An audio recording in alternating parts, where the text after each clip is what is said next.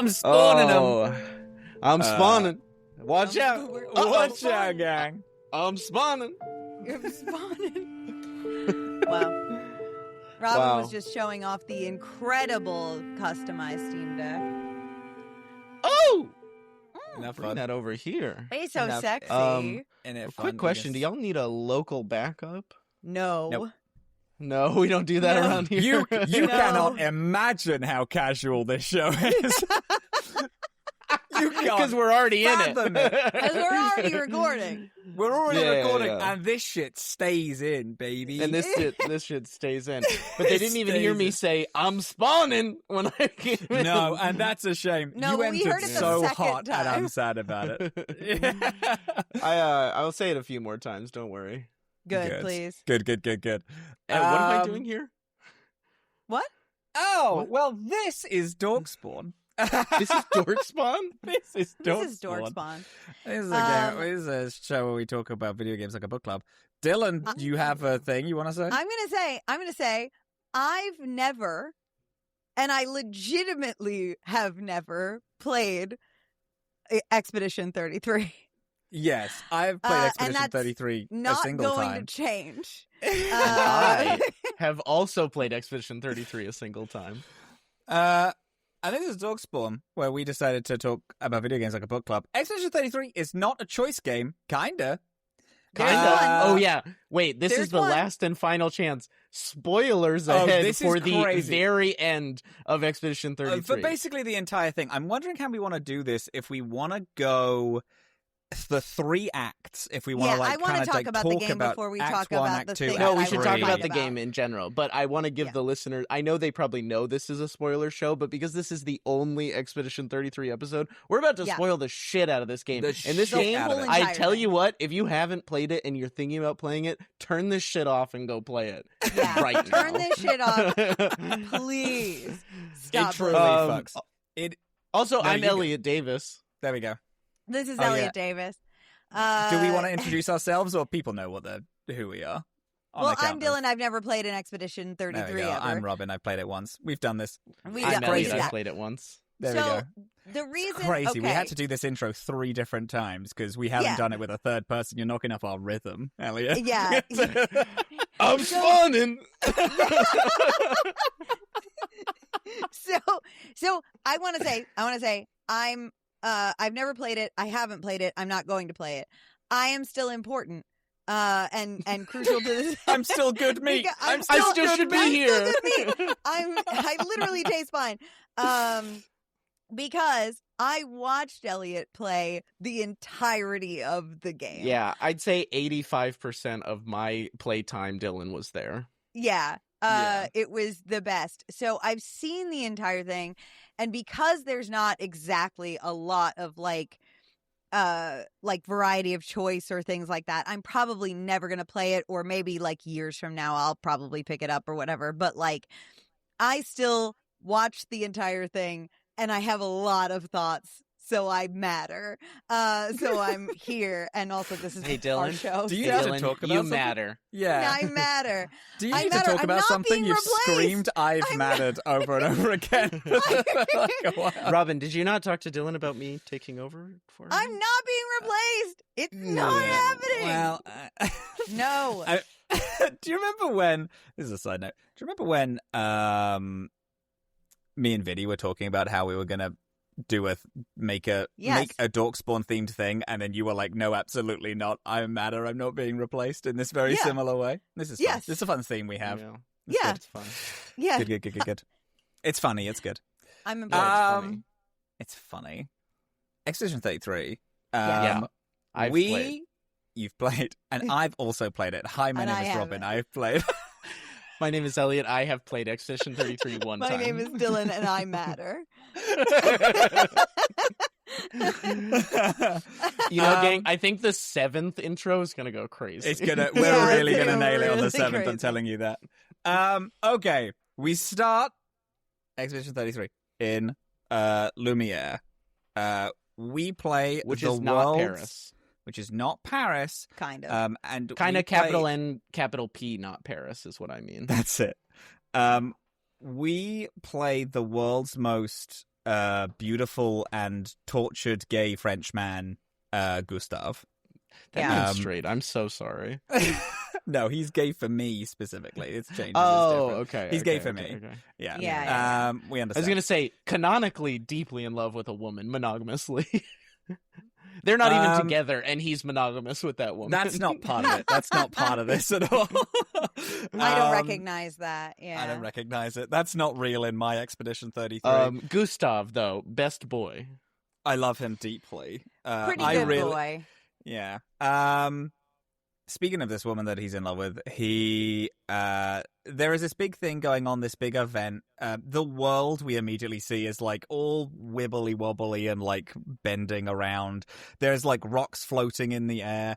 It looks like Paris, but it's not. Again, when I say wibbly wobbly, the Eiffel Tower is like bent. Yeah. It looks very weird. So what's fun is I played this on Steam Deck, where the graphics are not delicious. I'll tell you what. I played it on PS5, and the graphics are. Delicious. It was. Yeah, I've heard. Yeah. We then there's a big event going on. There's a bunch of banners and like some form of festival. Then our collective as a people daughter turns up called Maëlle, and she is talking to us, and she's like, "Hey, we better get going because it's about to start, so we better get going." And he's like, "Okay, you go. You meet Sophie, who is this girl who Gustav is in love with, and." Then you all collectively make your way down to the pier where people are talking about this big event happening called, I believe they call it the Gommage. The Gommage, yeah. Yeah. Mm-hmm. And then you'll get to the pier and you see a giant monolith with number 34 on it. And a big woman in front of it. And a giant woman, yeah. Who is resting her head in her hands. Yes, very important for later that we see that she's deeply sad. Yeah. Do you know what gommage translates to in English? It's a race, isn't it? It's a scrub. Oh, a scrub. Oh, I thought it was a I race. noticed this. I actually noticed this because one of the toiletry products in our shower has French on it, as toiletry shampoos and conditioners and body washes often sure. do. And it said something gommage and it's scrub, and I'm like, that's fucked. Oh, that's really fucked, but it makes so much sense. But it makes sense. That's makes fucking sense. good. Yeah. God, that's good. A bunch of people are here at this festival. A bunch of people come to this pier. A lot of people are very sad. Some people are fine and celebrating each other. But then we see as the sun dips below the monolith, this very sad giant woman stands up on the horizon, removes the 34 from this monolith, and then writes 33. And then as soon as she does, everyone, who we later find out who is 33 and older, immediately dies. They get turned into petals. Yeah. Sophie, Gustav's love, being one of them. So it's nice, actually. It's cute. No, it's nice. It's nice is the thing. It's nice, which actually. we find out, again, spoilers, if you've listened this far. Last chance. Last chance. Right now is actually your last the next chance. sentence Right now is your fucking last spoiler, and I'm being chance. so Get for out real. of here. Yeah. Well, it's not nice. I mean, we find out later that what the woman writing the number is nice, but the gommage is not nice. The gommage is bad, but it's it's the petals of it all. The beauty in the fact that this death is happening. I need everybody to stop with that. No, I'm not. I don't think it's nice. I don't think it's nice at all. I don't think there's even a nice. You don't like the vaporization murder just because it's pretty? I don't. Actually. Right. Well, if you had played the game, then maybe you would have liked it. Matter. We're starting strong. So Sophie dies. Gustav then, with a bunch of other people, we get introduced to a whole cast of characters that I like that you can talk much. to for like Yeah. 40 minutes of in-game time. There's enough dialogue at this party with all these characters where you're like, oh man, these are all my buddies that I'm going to go on this I'm excited to- expedition Yeah. with. Expedition. That's a title. Yeah, you get to talk to them. There's like there's little chats with these guys. There's like a group of 3 lads that are just like, having a good time. Fuck the paintress. Let's go. The paintress is the name of the woman, paintress, by that's the it, way. Yeah. And then we know that the next morning we're heading out on our expedition. Yeah. Mm-hmm. Yeah, we are. It's Expedition 33, not because we're the 33rd expedition, but because That's the 33 is age. their number on the thing. So, Yeah. all of our party, all of the expedition, bar one person, is 32 years old as they're going on this expedition.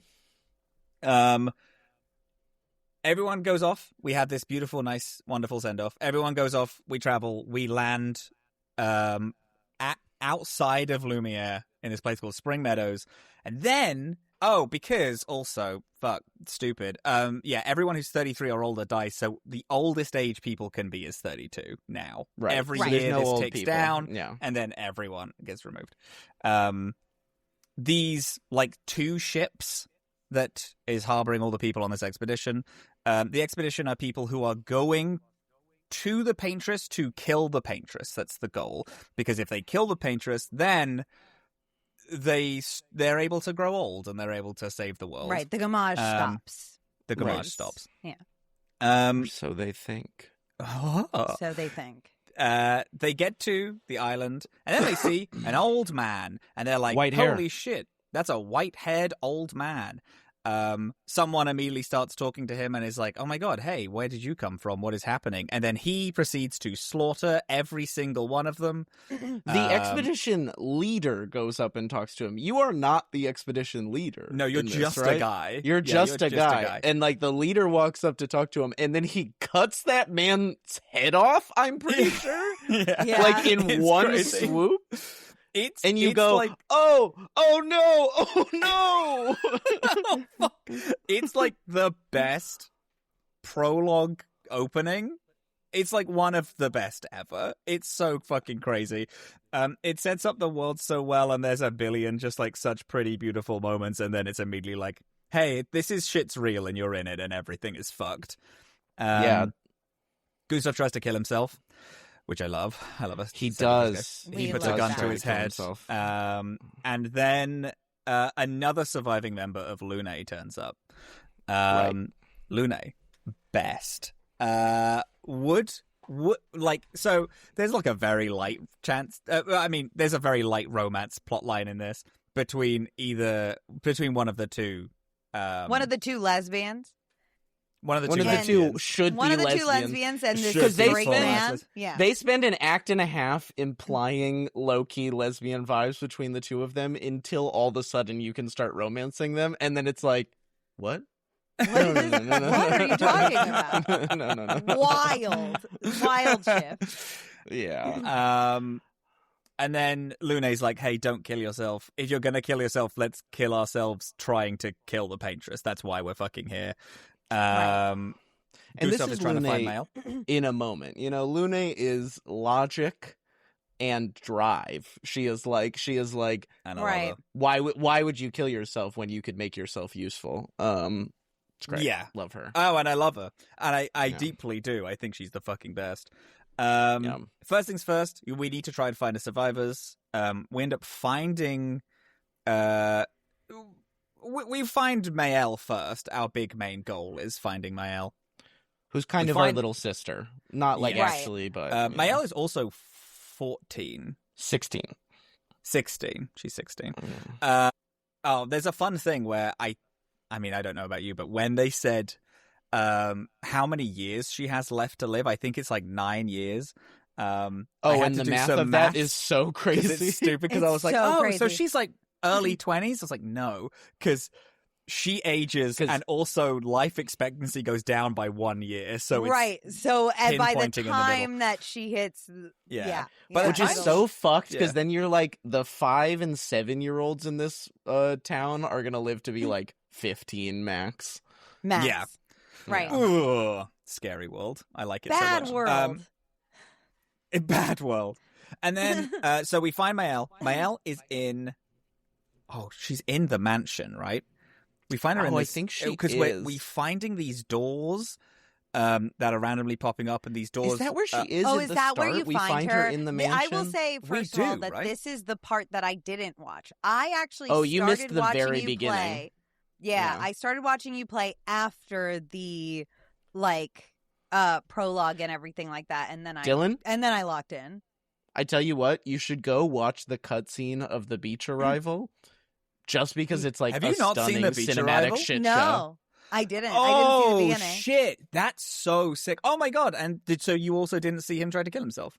No, I didn't. Right? But it 'Cause that's just seems immediately like after. something he would do. Yeah, he like summons his gun and Yeah. puts it to his head. It's a whole thing. It's like Yeah. it's crazy. Yes, I think we do find her in the In the mansion manor. makes sense. In the manor. Yeah. The manor, sorry.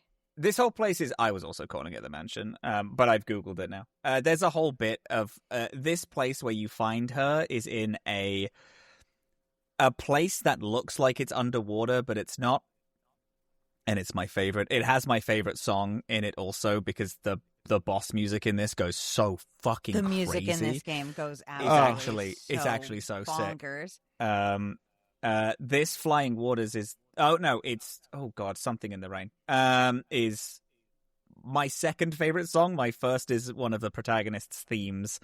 But yeah, we find the manor, we find Mael. We then go to a Gestrel village. Gestrels are these little paintbrush people. And who have great music also. Just in yes, general. really good. So stupid and goofy. It's jazzy. It's like they always have something jazzy going on. Like the first time you fight a Gestrel, it's like horns come in and you've been getting like piano and vocalization, but then you're fighting this like goofy ass big wooden saka patate is what they are called. And it's like wiggling and you're like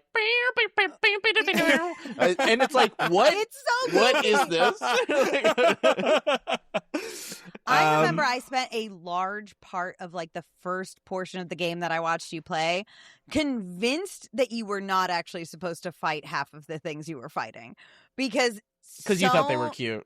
And also they seem friendly in like a lot of them seem friendly sure. in like a weird way. And you know what? Let's get into it, Dillin. Let's talk about Petanque. Let's talk about Let's do it.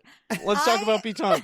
I've never been more mad at Elliot in my life than him chasing down Petanque to kill Petanque. I still right now cannot be convinced that you're supposed to fight Petanque. Oh, it has the best treasures. The little ball with the thing. Ball. Yeah, the one that It you corral runs into away. its cage and then attack. Kill The it. one that just wants to run away. You know what really much. upset Dillin is that when I would find a Petanque out in the wild, I would say, go to your place as I chased it down to attack it. I was so bad at forcing them into its little homes that I then just killing it. figured out how to catch it before it gets there. Really? I didn't What? realize you had to put it into its home for like a while because I was so dog shit bad at catching these guys and forcing these guys into these stupid, easy kindergarten ass puzzles. I just couldn't do it. I was bad at it. I'll tell you what, not a puzzle. But Just sort of forcing- chasing it until it Isn't it winds like- up in its house. Oh, sure. I was And thinking then like trying to kill locking it. off sections. So it's like you see that it's running left if you always go right. So then you like it's just have to kind of block like off an pool. entrance. You just got to play the angle of like approach Yeah, to it's get just it to like go the pool. opposite. Yeah. yeah, playing the angle of approach is definitely how I'd describe doing this. Go on. you were Anyway, gonna say sorry, I derailed the plot summary. something. That's okay. You go to the Gestrel village. You decide to join up because there's a big fighting tournament there. I think. Yeah. To do it, they will explain, or just they will help you out if you beat it.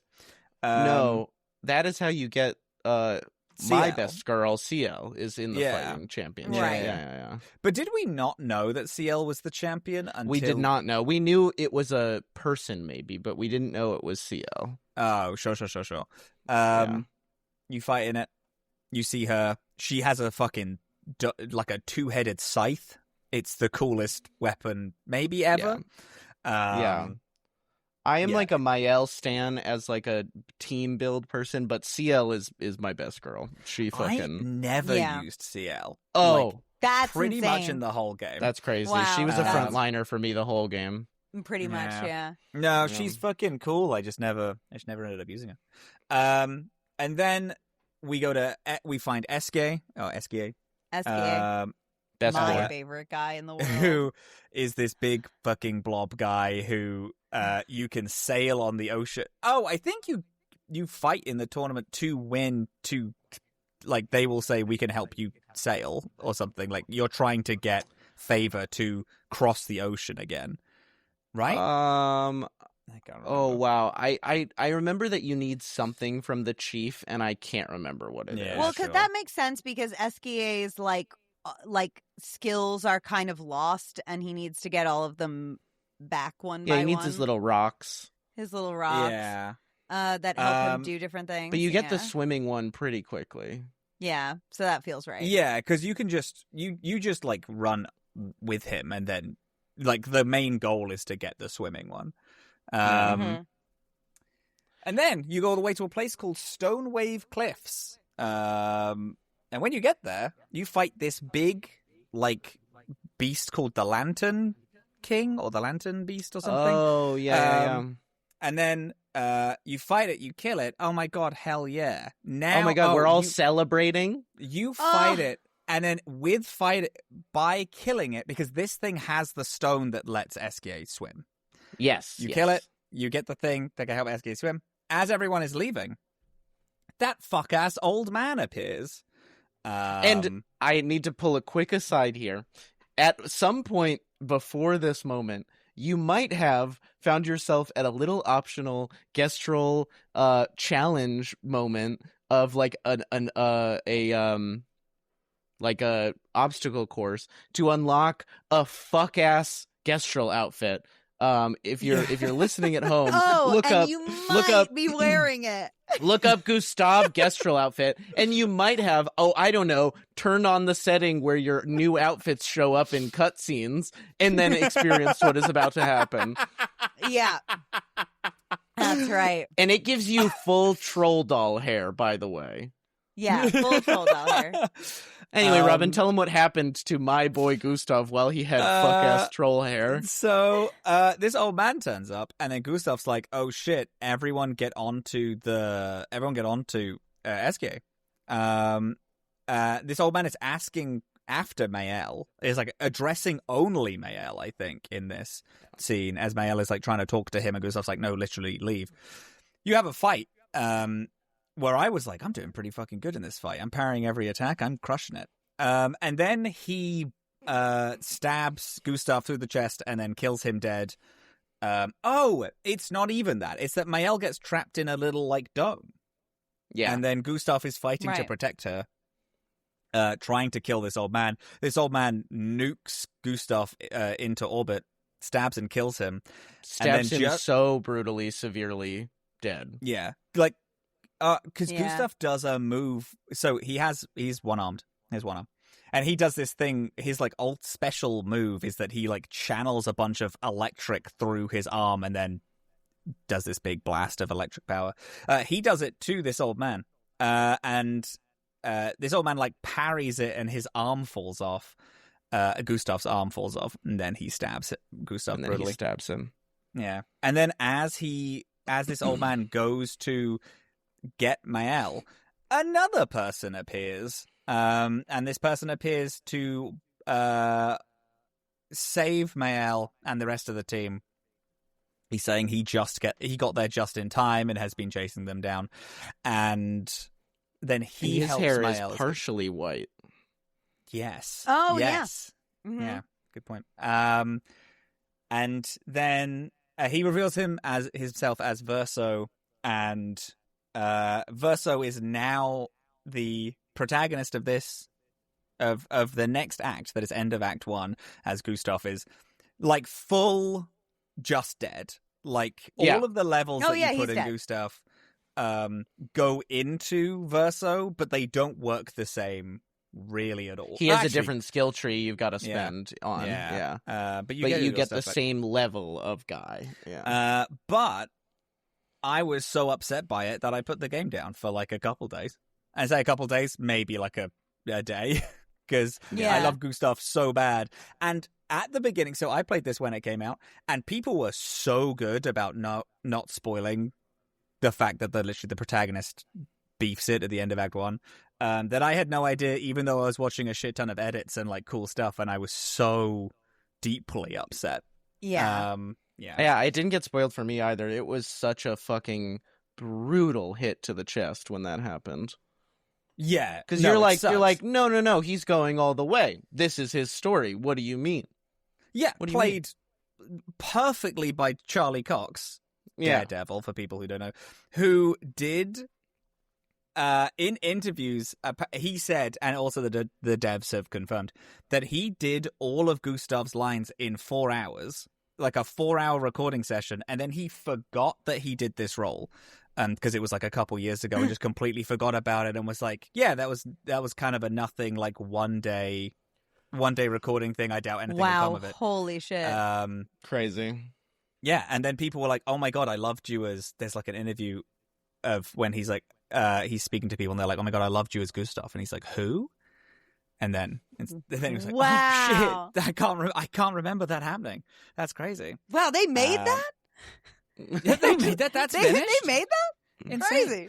And also, so while we're talking about voice actors, Andy Serkis as the old white-haired man is giving just the performance of a lifetime. Who is also job. In a different way.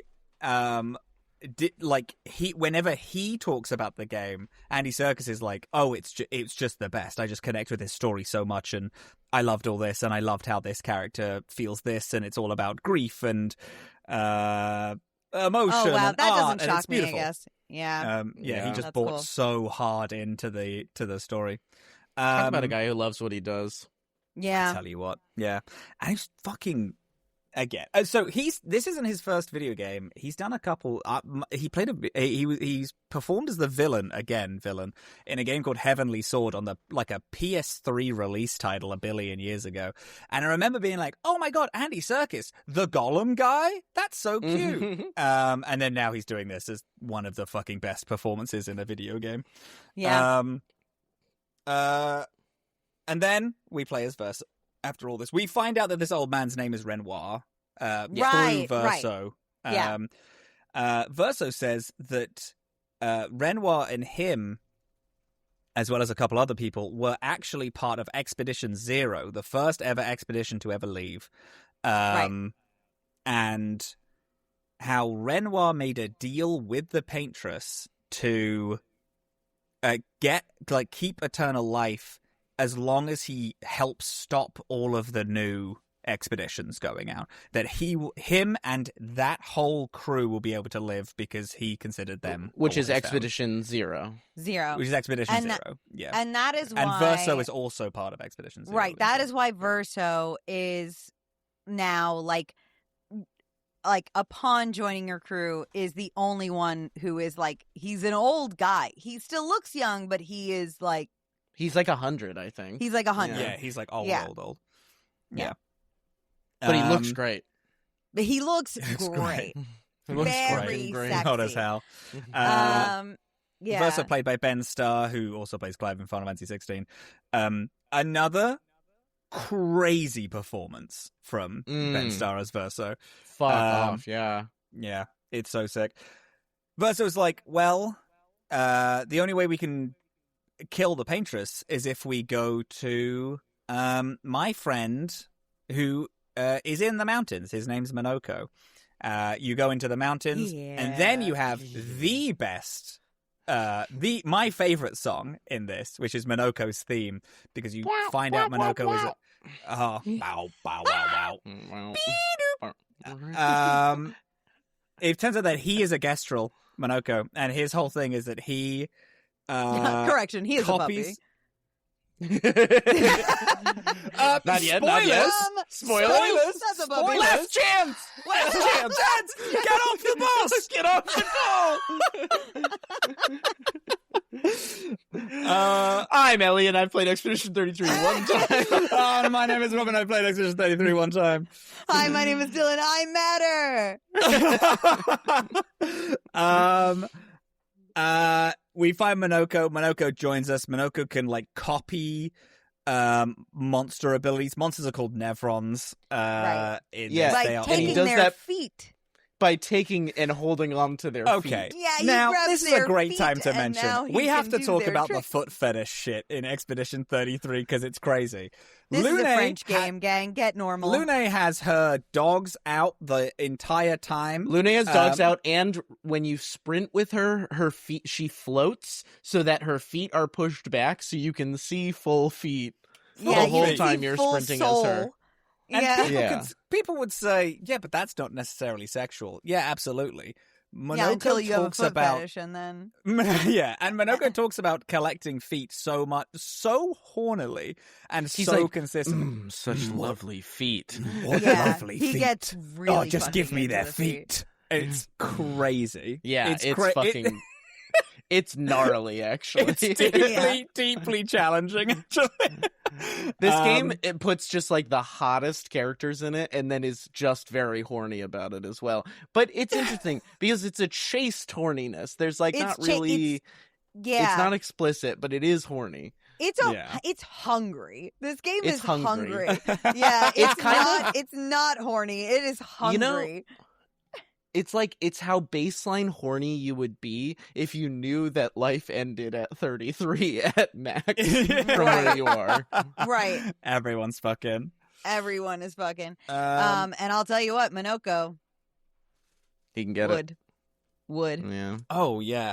Hey, listen. There's Easily. an outfit for him where you get him in a real crisp suit. Suit? Oh, yeah. Oh, yeah. And the then you get the suit? white baby. suit?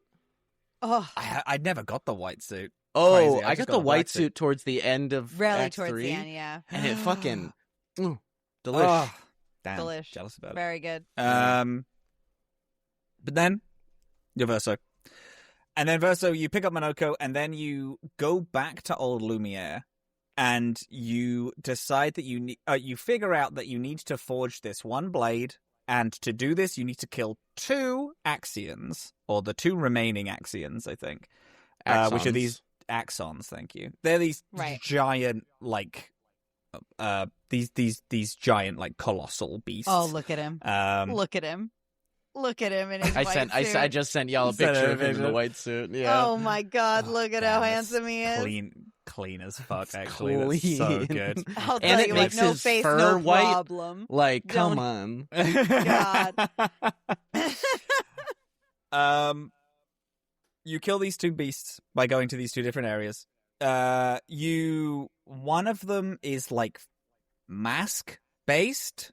They like have a bunch of different faces that they're wearing.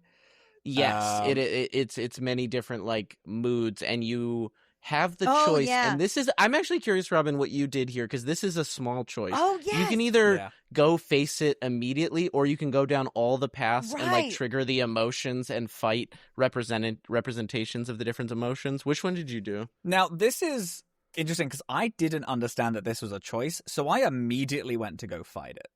Did you? yeah. Okay. I straight up skipped all of the like what I imagine is a lot of very good cutscenes about emotions. Very good. Well, more even than good cutscenes, it's really cool level design because it changes the whole map Yes. to like fit Right. the vibe of the emotions. Like you go trigger the anger face and the whole map becomes red and like certain enemies show up, and then you fight a boss Oh. that's like the anger face boss, and then you go back and then you trigger the sad one and it starts raining. Like it's like you play I through love the that. same map a few different times. Yeah. Oh, which is very that's cool. That was a good. That little is zone. fun. That was a really That's good cool. dynamic zone. Yeah, if you skip all that, you literally just go to face the boss, and the boss is tough as shit. Oh, because it's it easy has- as shit if you do the side Yeah. stuff. That's the Yeah.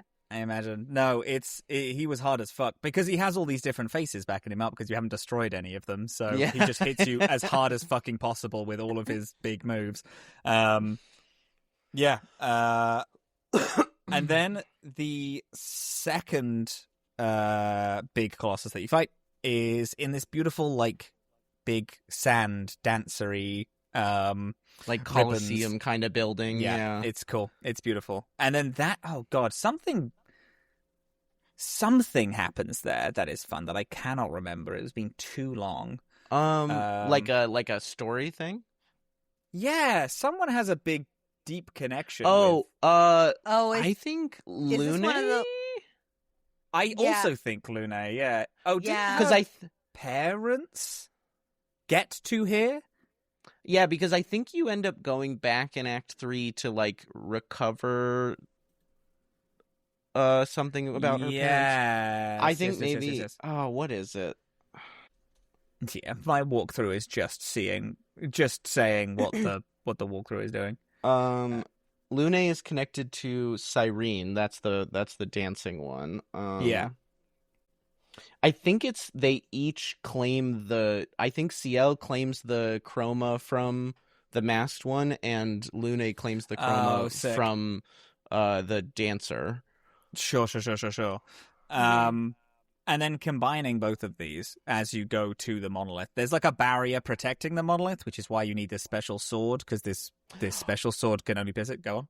I remembered it. So the thing, when you get to the final moment against the dancing Axon, everyone in the expedition gets pulled in by the siren call, but Lune is able to break free of it and deliver essentially the final blow. They all get, like, trapped in this, like, siren song. Yes. And then Lune is the one that breaks free and is, like, not doesn't get taken away by the whimsy and, like, song. Right, Sick. That's right. Yeah. Yes. And then after defeating it, you have the ability to forge this blade to pierce this bubble to go into the monolith proper. There's also just a very minor thing. One other thing on that I gotta add, because I just am reading someone's Reddit thread. On the reverse, CL, like, this is, people are saying that the accents are ways of, like, giving CL and Lune more character. Like, Lune breaks free of the dancing because she's very, like, logical and has a sense of duty, and then CL breaks through the mask because the masked one puts masks on everyone in the expedition, but hers doesn't stick because she, like, they're saying she's, like, used to kind of putting a mask on to, like, hide her grief, and so she doesn't let that overtake her. Yeah. It's good. Love that. That's good. Anyway, that's good shit. You break through this bubble. There's a thing of this whole time you can find journals from previous expeditions and see how far they have made it.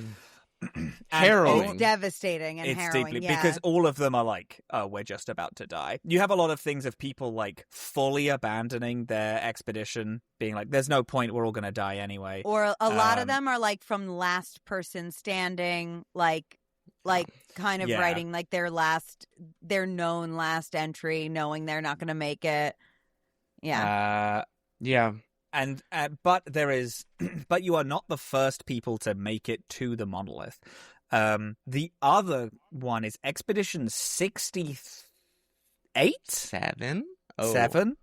Is this the climbers? Yeah. Because in the universe... you might be right. Oh, no. 67 is the explosion-based expedition. Oh, right.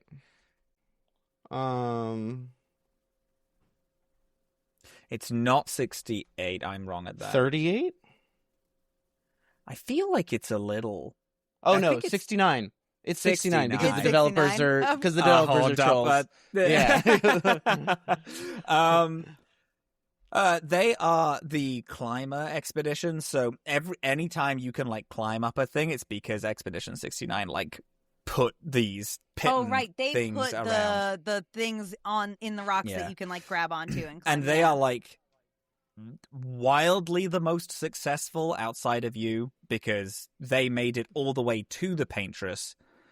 I believe there's a lot of hints that Verso helped them also do this. There is some of that for sure. Yeah. I think I think you maybe get multiple entries from them, and one of theirs implies that Verso helped them out. But they are also they were there at the monolith. You get inside, and then at the very foot, you're re-met by Renoir. Mael this entire time is like, yes, we have to kill the paintress, but definitely more importantly is I'm going to kill Renoir. This guy killed my brother / adoptive father. He's dying. Yeah. And he keeps showing up in Mael's dreams and also like forcing daydreams on her. Like him and like this woman in a mask that is like this white-haired woman in a mask. This white-haired woman with a burnt face and a mask. Go ahead, Jill. I also think it's important. I don't think we've really talked about this throughout all of this act leading up to this. You consistently keep stumbling upon doors to the manor. And also like exploring different parts of the manor, different rooms in it. That all then lead back to that like initial foyer that you were in, and then like you exit back out. But like you keep coming back to this manor. And in the manor is this weird creature called the Curator, who is this humanoid figure, but has this face that has been like indented and broken inward, so doesn't actually have a face. But is seemingly like very chill, knowledgeable and chill, and and he like upgrades your shit, comes with you to camp. Oh my god, he does upgrade all of your shit. And he comes and hangs at camp. Yes. Yeah. And this is like this act is like where you're getting a lot of character lore through the camp interactions. Like this is where the romance choice comes in. Right. Robin famously romanced Lune. And I actually didn't. CL. I didn't romance anyone in this. Oh, you didn't romance anyone? I didn't romance anyone. I wanted to romance Lune, but then I decided to not. So did you never unlock her?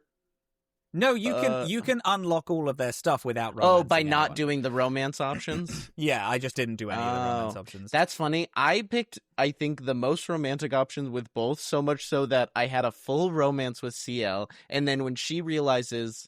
Oh, yeah. Well, I guess we're going to get there. Like, she realizes that, like, she might see her husband again one day. Then she's like, hey, let's fuck one last time. And then after that, if you talk to Lune, she's like, man, something could have happened between us, but you were spending a lot of time with CL. And I was like, Jesus Christ. Jesus!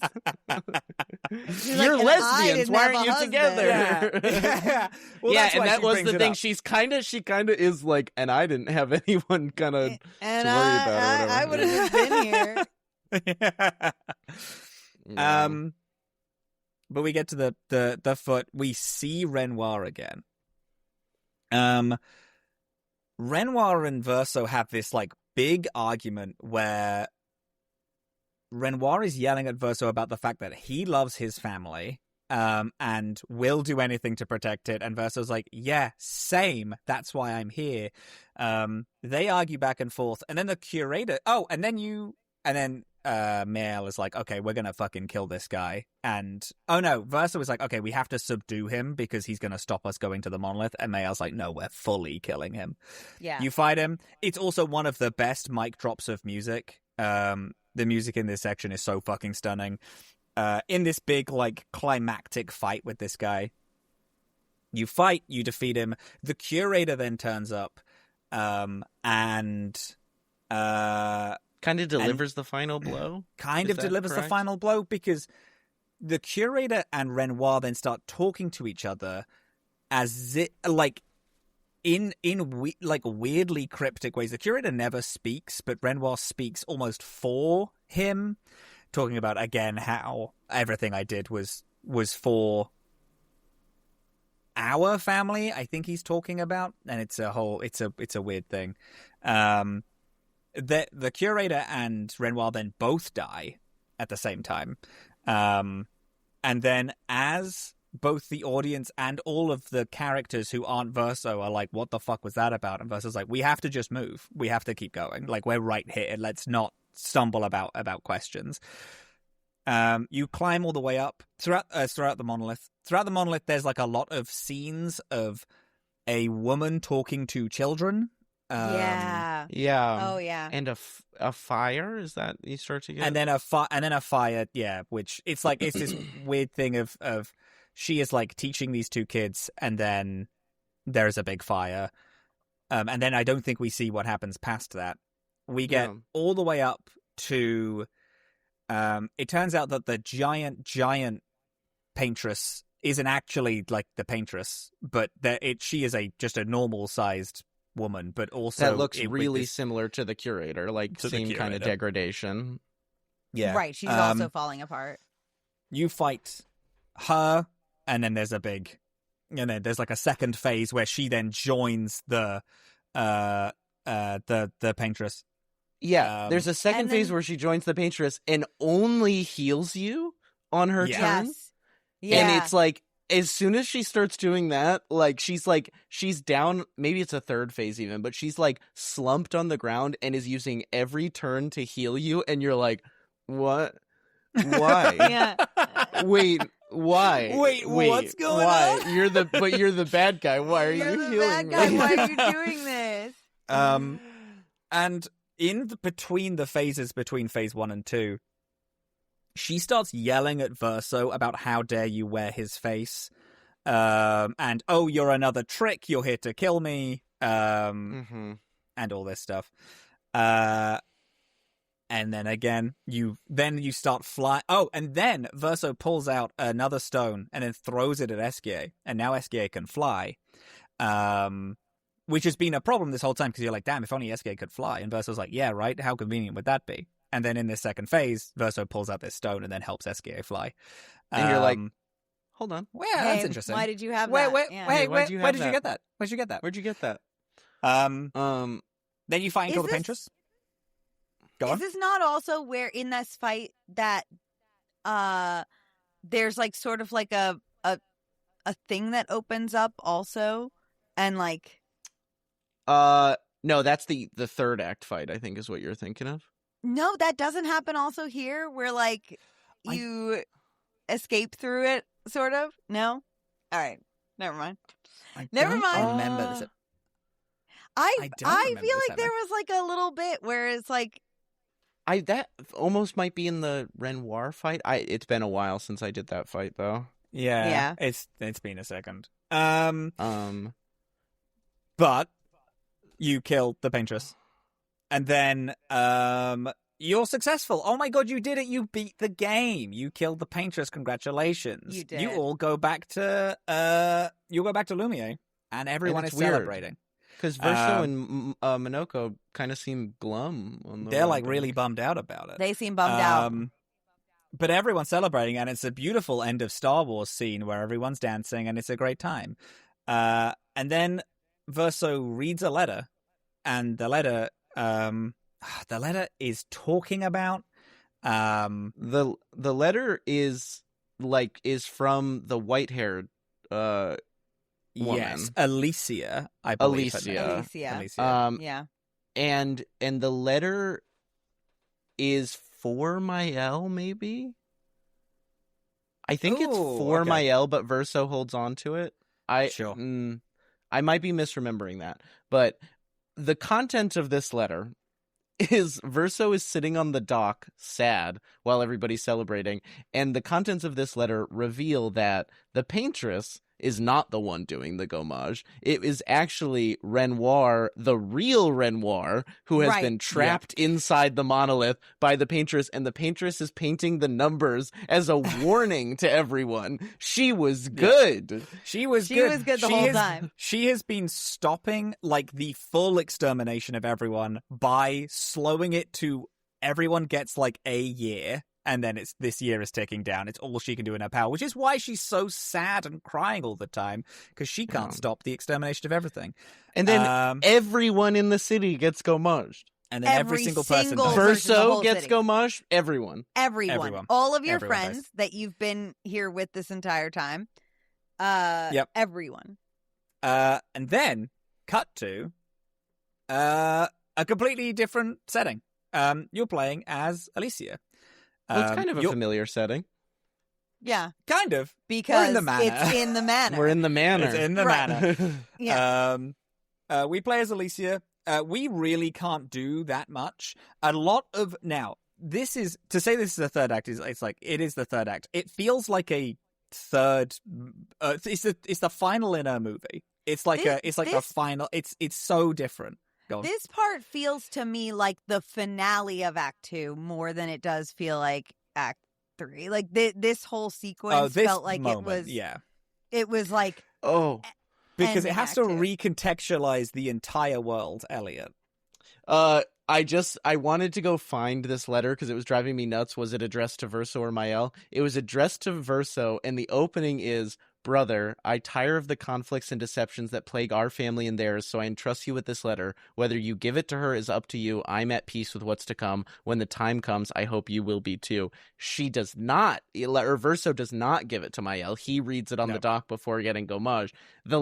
It's a long letter, but in this letter, it explains that the Alicia that we've been seeing, this like burned version, is a facsimile of Mael's family in the real world. That's where we get this like the initial explanation. And seeing your expedition through would plunge us all into the abyss, which is why, the paintress has staved off her grief. And then the final 3 lines of the letter that was supposed to go to Mael via Verso is, "Your mother paints life, whilst your father death. What will you paint?" God. Yeah. Well, interesting. Interesting. And isn't it? And isn't it interesting? Everyone dies. You wake up as Alicia. You're in the manor, but you're in the manor in actual Paris. In actual real Paris, quote unquote, in this world, but also not really. You can then walk around the manor house and you find kind of like versions of everyone that you found. Monoko is a dog. Eske is a toy. And Noko is a littler dog. Yeah, a tiny dog. Yes, a tiny Noko, dog. who we haven't talked about at all, actually. He's the first little Gestrel you meet at the very beginning of the game, little guy. Yeah. And he beefs it. And he gets his fucking ass kicked, I think, towards the end of Act 2, is that it? Yeah, because he fully does. He dies for real, for actual. Yeah. I think Renoir kills him. Is that I accurate? also think Renoir kills Right, but then he him. comes back and has no But memory. he kind of comes back. Yeah. He kind of he comes back in. One of my big problems with the game, but we'll get to that. We'll get to it. Yeah. You see that, or it's revealed that Verso died in this big fire a billion years ago. Like a bunch of years ago. Not terribly long ago in real world. Is it not terribly long ago in real world? I feel like they're still rebuilding the house in that. Right, that scene. it's not. Probably, yeah. Yeah. Because I think it would make sense. Yeah. Because I think Verso was an adult, which is why the facsimile of him that we've been playing as is an adult. Like I think, and is stuck looking his age. Yeah. Essentially. Yeah. Oh, sure. Yeah, that makes sense. We see that you're a group of people. Your family, the Desandras. The family? Desandras, yeah. They all have this ability to paint, and they can paint entire worlds that you can like physically step into. Verso was a particularly talented painter, and painted this one big portrait, and then he died. His mother, so struck with grief, went into the painting to re-experience her son again, and has just been stuck in this cycle of grief, of being so distraught about him dying.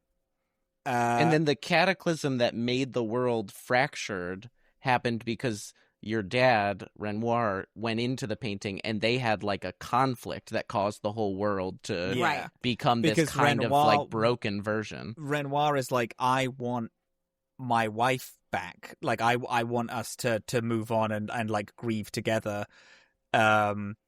but she's so obsessed with this idea of like, oh no, but my son is still here, because the painters put part of their soul into the paintings that they do.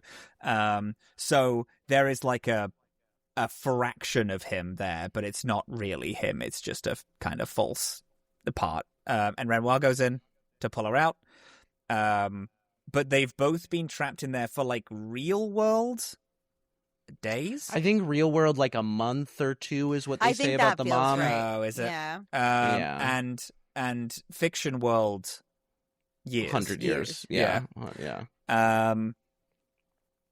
So you defeating Renoir. Oh, so okay. The paintress is the mother. Mm-hmm. The curator is the real Renoir? It's the real Renoir who was projecting himself out of him being trapped in the monolith. The false Renoir is the Renoir that Verso painted. It's the Renoir that the mother painted. The mother Right. painted an entire facsimile of the family. Right. The Renoir, Alicia, Verso, the Verso we play as, and Clay. Clay, yeah. And the Renoir that slaughters everyone at the beginning is the one the mother painted, because she has painted him to protect herself so she can keep the real one trapped. Yeah. Yeah. And this is where this game's whole plot starts to get really like hard to keep straight in your head. Like, what version of who is who? Yeah, this bit is tough for me. Claire is the one who is outside, who asks you, Alicia, to go into the painting, because she's like, they've both been fighting for so long. Right, you have to pull them out. I need you to go in there and pull them out. Alicia does she? I thought Does she Clay not? was like, you're not strong enough to go in. And Alicia is like, I want to help. Clay is like, I'm taking care of right, this. Because she doesn't listen. Oh. That's right. Alicia doesn't listen. Because Alicia doesn't listen. Because I did a lot of like wiki reading after for things I might have missed. And Clea is the one who painted all the Nevrons. Like, Clea essentially painted the Nevrons as a way of trying to stop the... I'm not entirely sure why, actually. Yeah. I know that she's like... There's like a fan thing of how Claire is like one of the major villains, and like how she is arguably the most powerful painter amongst all of them, because she's able to... She painted all the monsters, She painted every monster, she might have... No, Renoir painted the Axons, that's for sure. But... And she also repainted... So in Expedition Zero, this is a secret boss. There's a guy in it called Simon, or Simone, I guess, who Claire also in Expedition Zero fell for, and then when he fake died... Fake Claire Claire fell for. And then when he died, she repainted him to be this, like, outstandingly powerful Nevron. So real Clea went in, saw that her mom had made a version of herself that was like way nicer, and like fell in love with this guy, and turned the painted version of herself into a monster factory, essentially. And then this guy Simone was like, this woman I loved doesn't know who I am anymore, and went fucking bananas, and that's how he becomes like an insane boss. Wait, so isn't this also, this is like when we're getting this like backstory on the family, and like the real family versus the painted family and all of that, and like the history of it, do we not also get the first, like, admittedly like minor hints about the rival? I want to say that the writers. The writers. We hear about this group of people who also have powers in some the power to jump into stories and all this and create their own. But when they make that game, so we never see or hear about this really again. But we just know that they exist in the world, and they're the reason Verso's dead. They lit the fire. They lit the fire in the manor. I believe the story is that Alicia, not able to like speak anymore and like having like a lot of trouble processing. Oh, but it might have even been before that. I think that the story, if I'm understanding the stuff Clea said and like out, is that there is some blame being put on Mael for this, because I think Mael maybe fraternized with the writers in some, or sorry, Alicia in the real world maybe fraternized with the writers in some way, and then the writers lit the fire that killed Verso. And so then Clea takes over as the head of the painters because her mom is stricken with grief and in this painting, and her dad is goes like, in and too. is like, Alicia, don't help, you're too weak and like you've done enough. Right, and then Alicia says fuck you and goes in. But then that quote-unquote weakness, I guess, is kind of proven because the rules of jumping into the painting is that you cannot panic and you remember who you are when you go in. She panics immediately because it's very horrific going into a painting. And then she panics, forgets who she is, wakes and up goes in as a baby. Lumiere. Yeah, in Right. Lumiere, and appears in Lumiere, and then doesn't know who she is, and is obviously a baby, and then has to live 14 And just years like in lives the a life painting. in there 16 as years in the Mael. painting. Yeah. Builds a whole fake life. Real life. A whole Real life. A whole real life. She was born. Crucially. Isn't that interesting? Yeah. Isn't that interesting? Wow. Wow. My dearest listener, have I got a secret for you? Bitcherton is an improvised comedy podcast inspired by the stories of Jane Austen that tells the tale of a wealthy family's secrets, scandals, and shenanigans. Lady Bitcherton has unwed daughters, nosy neighbors, awful country cousins, and now a body to hide. Will the Bitchertons be able to keep their secrets off the pages of Lady Bigwither's gossip sheet? Or will her pen skewer their good name forever? Oh, Bits, what a predicament. Featuring the voices of Katie Maravich, Iffy Waddiway, Carolyn Page, Alex Songsha, Brian Flaherty, and Cassie Wilson, plus a dance card filled with guest comedians of the very finest quality. But for us to help the seeds of rumor ripen into the juicy plum of scandal, we'll need your help. Bitcherton is heading to Kickstarter on June 13th. Go to bitcherton.com to pre-save the campaign and help us bring this story to life. Ta-ta for now.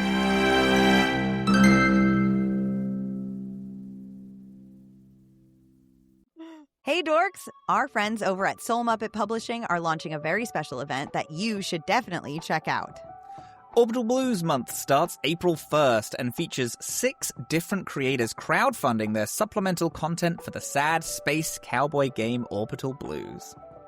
I've played Orbital Blues a couple of times now, and this game really lives up to its hype. So more NPCs, more adventures, and more settings in which to traumatize your space cowboys with is always going to be good. And each of these campaigns will come with a single from Incredible Behold, who has already created the bass soundtrack for the game, as heard on My First Dungeon. And will come with a custom sticker related to each new project by Joshua Clark. Please go check out the full event and campaigns on BackerKit starting April 1st at 11 a.m. Eastern Time.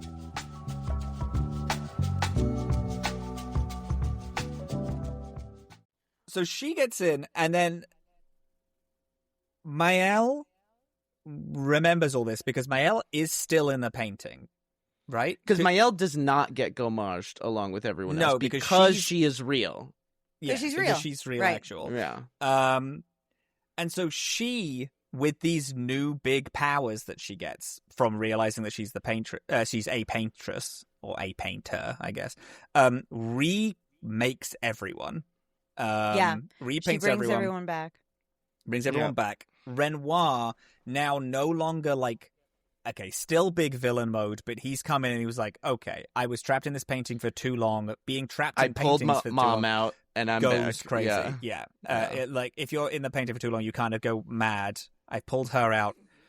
I'm asking you to leave now, because this world is nothing. And then Mael is like, no, I can make it something, and then brings everyone back. And then he's like, for fuck's sake, okay, and he's have like, to we do need this to again. all move on. We need to Yeah. all move on from this. Verso is dead. And then brings everyone back. And then you're still playing as Verso, but this act is Mael. This final act is This is Mael's. about Mael. as a Like, Oh yeah, friend. and the acts are named after each of them. yes. And it's like Yes. now So it's Mael Gustav. Yeah. has remembered who she is. She still continues to go as Mael, but she now, because she remembers who she is, she remembers that she can control the painting from within. And I also just want to add that, like, the time between everybody getting gommaged and Mael bringing everybody back is like gameplay time so short, but does not feel cheap in such a crazy like way. Like, the deaths of everyone is so horrifying and it feels so heavy, and like her bringing them back feels earned. Like, it's just such a well done thing for such a short period of time for this, like, oh, I undo the deaths of everyone. It doesn't feel like a like kind of undo. It feels really heavy. It's very much a, you know, undoing the deaths of everyone, but we still have stuff we need to do. So it's not like done yet. And now they all have to process like Lune and Ciel exist. and Verso and like, well, Verso doesn't, because Verso Verso's knows. known. Verso's known. Yes, He knew the whole time. He's known the entire time that Yeah. this would kick everyone out the painting and would kill everyone around him. He thought killing the paintress, releasing his mom, was the nuke, essentially. Yeah. Mhm. And then when he gets brought back, he's like got now all these very sad boy feelings about now everybody is trying to untangle what lies he has told throughout the game, throughout this act. Like when you talk to Lune and Ciel and Mael, now it's pissed. like it's a lot of like, oh, you knew this the whole time, like why didn't you? The reason why he didn't have the reason why he didn't tell anyone he had the SK can fly thing is because he was like, everyone would have gotten distracted. We needed to stay on task. The only reason why I pulled it out is because it was the only way to end this. Lie number one, not the most egregious thing.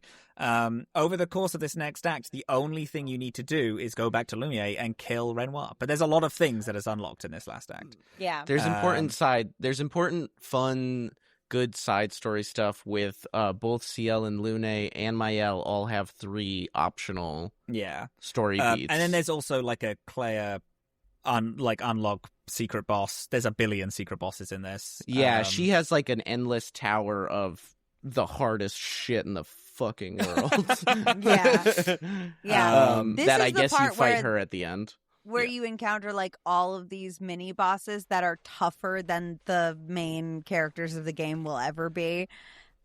Which is always fun.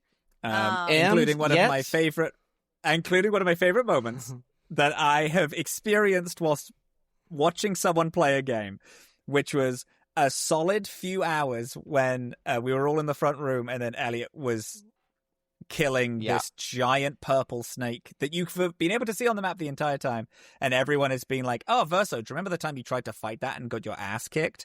I'm pulling up the stats for this fight. Oh my god. Oh my god.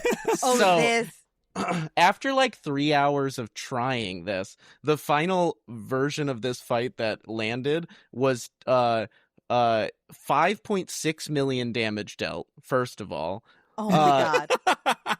258 successful parries and 0 dodges. My name's Elliot Davis, you can call me. And the time is 56:45. 56 minutes of just fighting this one boss. This one boss. I do want to say, like, this was, what was this, a Saturday night?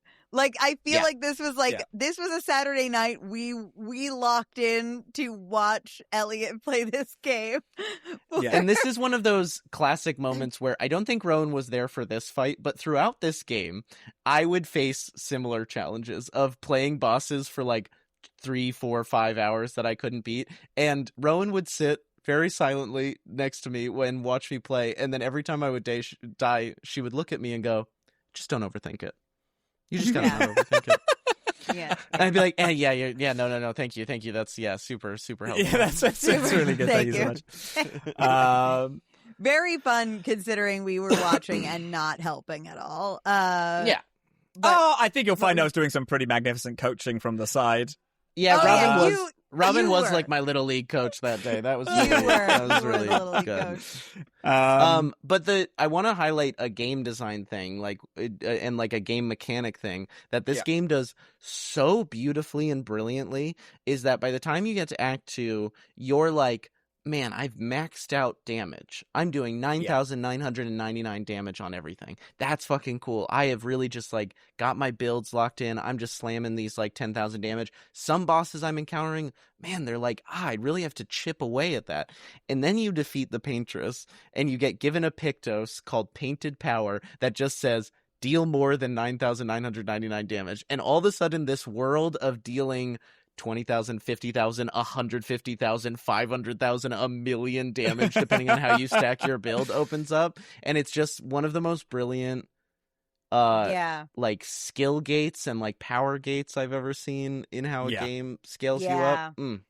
No, it's so fucking Yeah, good. good. And it's because some of these big endgame bosses you can fight way earlier, like in Act 1 and 2, and it's like, this is an insurmountable boss. This shit is literally impossible to beat. And then all of a sudden it's like, hey motherfucker, I'm back. How does 3 million damage one hit taste? Freak. No, this shit, it's fucking perfect. Okay, so you can do a bunch of side stuff that I'm sure we'll talk about later. Oh, actually, you also closing out everyone's like little side storylines as Verso. With Mael, you have one, and it's talking about Verso's lies. When Mael says, hey, if you had the chance, could you have saved Gustav? Oh, yes. Because remember that Gustav died, and then seconds later, Verso turned up. And you have the choice to... it gives you two choices. It says, yes, I could have saved him if I wanted to, but I didn't. Or it says, no, I couldn't have. But after the no, I couldn't have, it has brackets, lie. It just tells you straight up that Verso tells you that you could have. Fully could have saved him and then chose not to do it. And we both told the truth. We both told the truth. And... very delicious bit. If you decide to lie to her, you will never unlock her final like relationship level. Her gradient move, her gradient move, because she knows that you're lying. She just needs the confirmation of you saying it specifically. Right. It's fucking good. And this is after you do her side thing of going to fight the third Axon.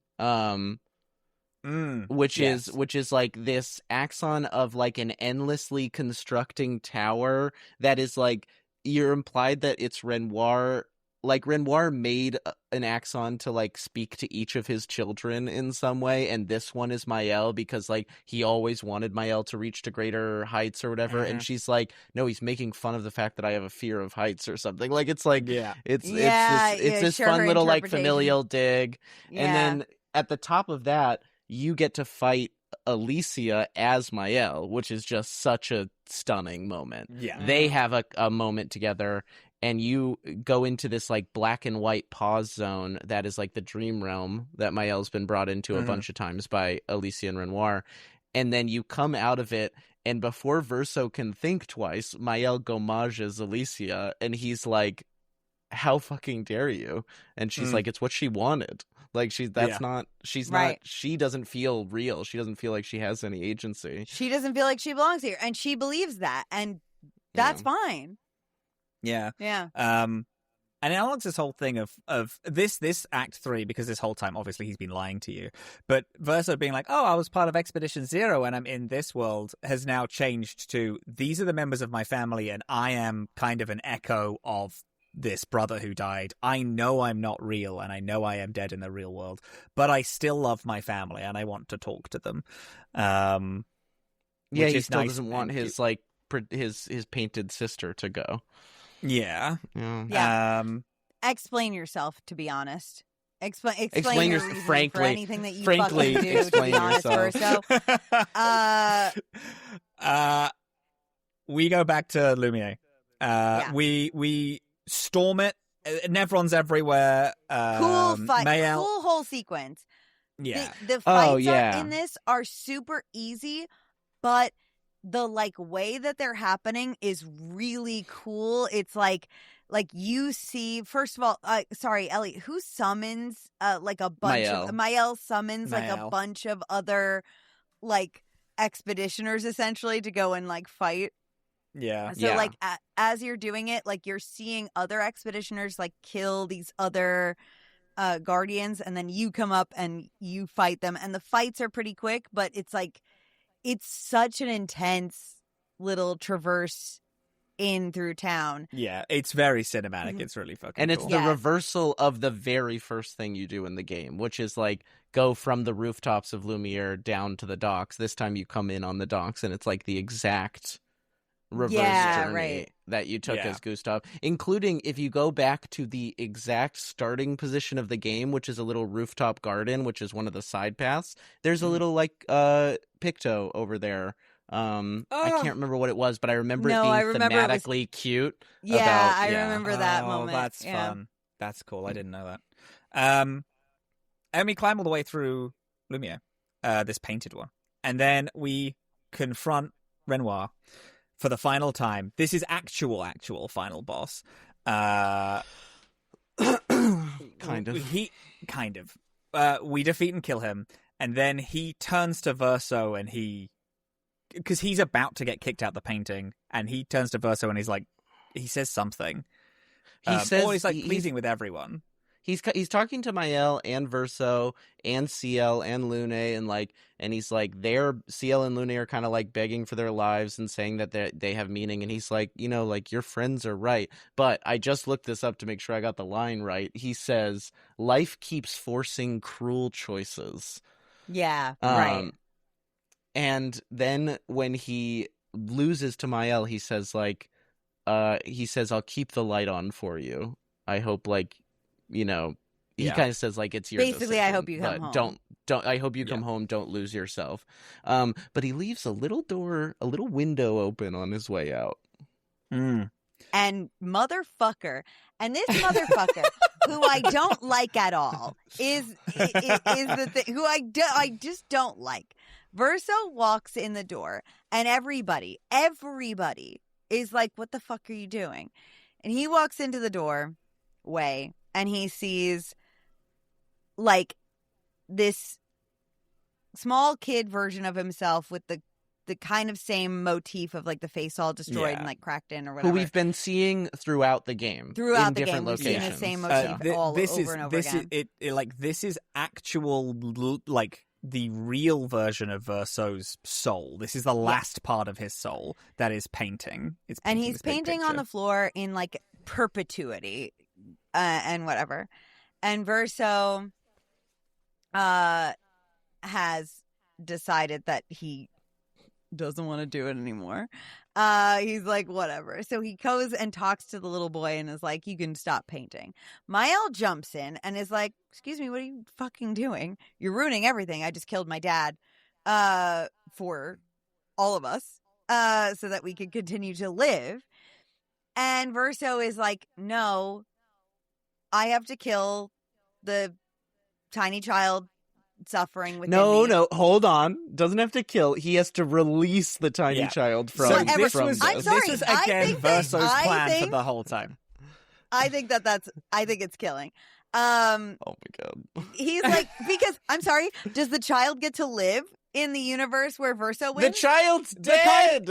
I know. Child is already dead and is eternally being tortured. Being tortured, keeping this painting alive. Yeah. Here's where we all disagree. That is not a theory. That is explicitly stated. The child is being tortured. That's text. No. It's not subtext. The child is being tortured. The child is Verso. Which is him. It is him. It is Verso. Yeah. It's Verso's inner child is being tortured. No, it's a piece not of Verso's it's soul. Literally being his tortured. soul. Yeah, I'm sorry. Yeah. Grow up. like all of us. Like that's all. He that's all can't. of us. He's dead. Okay, so Verso's little piece of soul is being tortured by making the painting, right? And so Verso's Yes. like, we need to stop painting, and then we'll all die, including everybody inside this painting. Every single person in all of Lumiere will die, and Maëlle will get to go home and be a sad little girl. And that is what's presented. And then Maëlle's like, fuck you, no. This is a real life, and you're not going to take it away. And so they square off. And then the game is and like, then this is the you choice that you make in the choose game. who you are going to fight, and that is who you are choosing to support in this ending. So you choose Maëlle. You are choosing to end. You are choosing to continue the painting and continue the lives within the painting and not go back. If you choose Verso, you are choosing to end all of the lives in the painting and send Maëlle back and Verso's life To the real world, yeah. To the real world. Yeah. And so you get to choose that in a duel, and then whoever you choose is who you get to fight as against the other. Yeah. It is Now, I'm in a gonna say game that- in a game with no left-right choices. No, True. no Yeah. other choice. In a game, no other choice in this game is so left-right, like opposite fork in the road choices. Sure, there's like Yeah. the romance choice and like a couple of things we talked about, but But this it's choice minor. showed up, and Dylan was sitting next to me, and I was like, No, I know. No, we stared at no, it. no, no, no, oh, no, no, Yeah. no. And I literally, like, I went through the morality of this out loud to I Dylan, also where I'm did. like, I this stopped little playing for boy, a bit. this piece of his soul, this little boy is tortured. And if I choose Maëlle, I am choosing to keep this little boy's, like, soul piece painting forever. But I also love Maëlle, and I love all of the, like, I love CL and Lune, Like, and, like, Lune, these yeah. people are real, and, like, Mhm. um, Minoko. and so Minoko, and so I chose Maëlle. Yeah. I think all three of us chose Maëlle. Yeah. Yeah. I chose Yeah. Maëlle, and I, unlike these other two clowns, I Has still no guilt. choose Maëlle. I have no bad feelings about I- choosing Maëlle. I would make that choice, I think, every time. I don't feel good about it. It doesn't feel good. It's a bad feeling choice, yeah. Because, okay, cannot stress this enough. You are eternally torturing a child who actively asks you to not do this anymore. Like, it's not Also- like it's like kind of like an echo memory, and it's like, yeah, it's kind of a nebulous thing. Sure. The kid is like, please, I don't want to do this. Right. But that kid is as real as everyone else in here. That kid No. is a facsimile, is a piece of Verso's soul, and is as real as the Verso that we are standing next Yeah, to. but the verso is- that we're standing next to is like, I want to be free. I don't want to be tortured forever. Okay, you don't get to do genocide about that. I'm sorry. Life is tough. Life is tough. Sometimes your soul sucks. Like, I'm sorry, you don't Oh get my to God. kill Oh, everyone in the fucking world. This also because it's explicitly was sad. not. This wasn't his choice to make everyone. It wasn't and my then choice to die be about it. born. I'm pissed about it sometimes. I don't get to kill everyone about it. Listen, I don't get okay, to kill everyone in the fucking I just world want to. I over want to it. stress. I want to stress to the listener that when you choose this and then you kill this Verso in this fight, he is lying down on the ground in pain, begging you, "Please, Maëlle, please don't do this. Please, I don't want this life. Please, just let him stop. Please, let him stop." Like in one of the Yeah. most harrowing, It's pained, very emotional harrowing. performances ever. I was like, Yeah, oh, it's very no. harrowing. It is sad to watch, Oh. but then And I'm then- also like, grow up a little bit. And then after you make this choice, you cut to undetermined amount of time later. We're in a theater. Everyone is back. Everyone's back, including Hey, do you Gustav. miss them? They're back. Gustav's back. Sophie's back. Everyone's alive, and they are all watching Verso as he sits down on a piano and then starts to play this piano. A thing that he's always wanted. You know, he didn't want to be a painter. He wanted to be a pianist. crucially, this is shot and depicted in the harshest high contrast black and white film, and the score is a like piano it's horror shot intentionally to discordant. make you feel bad for making this choice. and then we see Mael, and Mael is like becoming the paintress proper. She is repeating this cycle of like never letting go, and this cycle of grief. He's angry, and his face is just he's deeply upset by this anger. He doesn't want to be here. He's literally being forced to be tortured and be here. If you pick the other option, you are able to kick Mael out of the painting, back into the real world. Verso, Monoko and SK come over to Verso, and they hug, embrace, all three of them understanding this is fucking horrendous. We're about to die, but this needed to happen. And then you look toward CL, who goes to grab your hand. Yeah, but then is gommaged immediately away. After. She pulls away first, and then I think she pulls away a bit. She like does Yeah. Yeah, it seems like she kind of realizes that you did this. Yeah. And then you look toward Lune, who doesn't even step into the portal. She just sits down, giving you the most horrendous death glare ever. Because you've killed everyone. Yeah.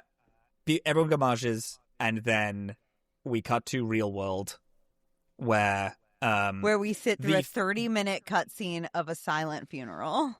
Where everyone they have a funeral, and everyone is able to process and grieve and move on. I don't know. That's not really the message.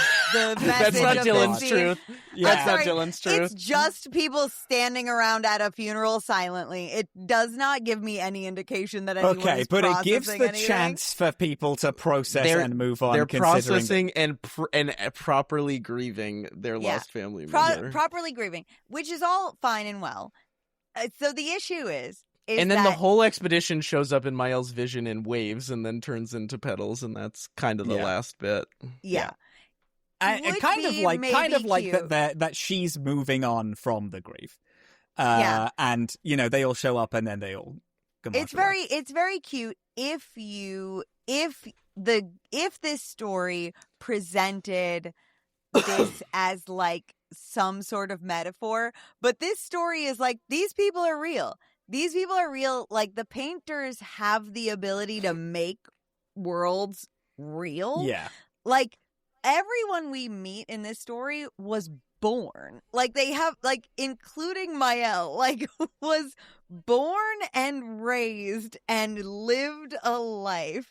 Yeah. And then, in order to properly process our fifis, we have to kill them all. Like, Fifis. that's the Fifis. I have to stress this.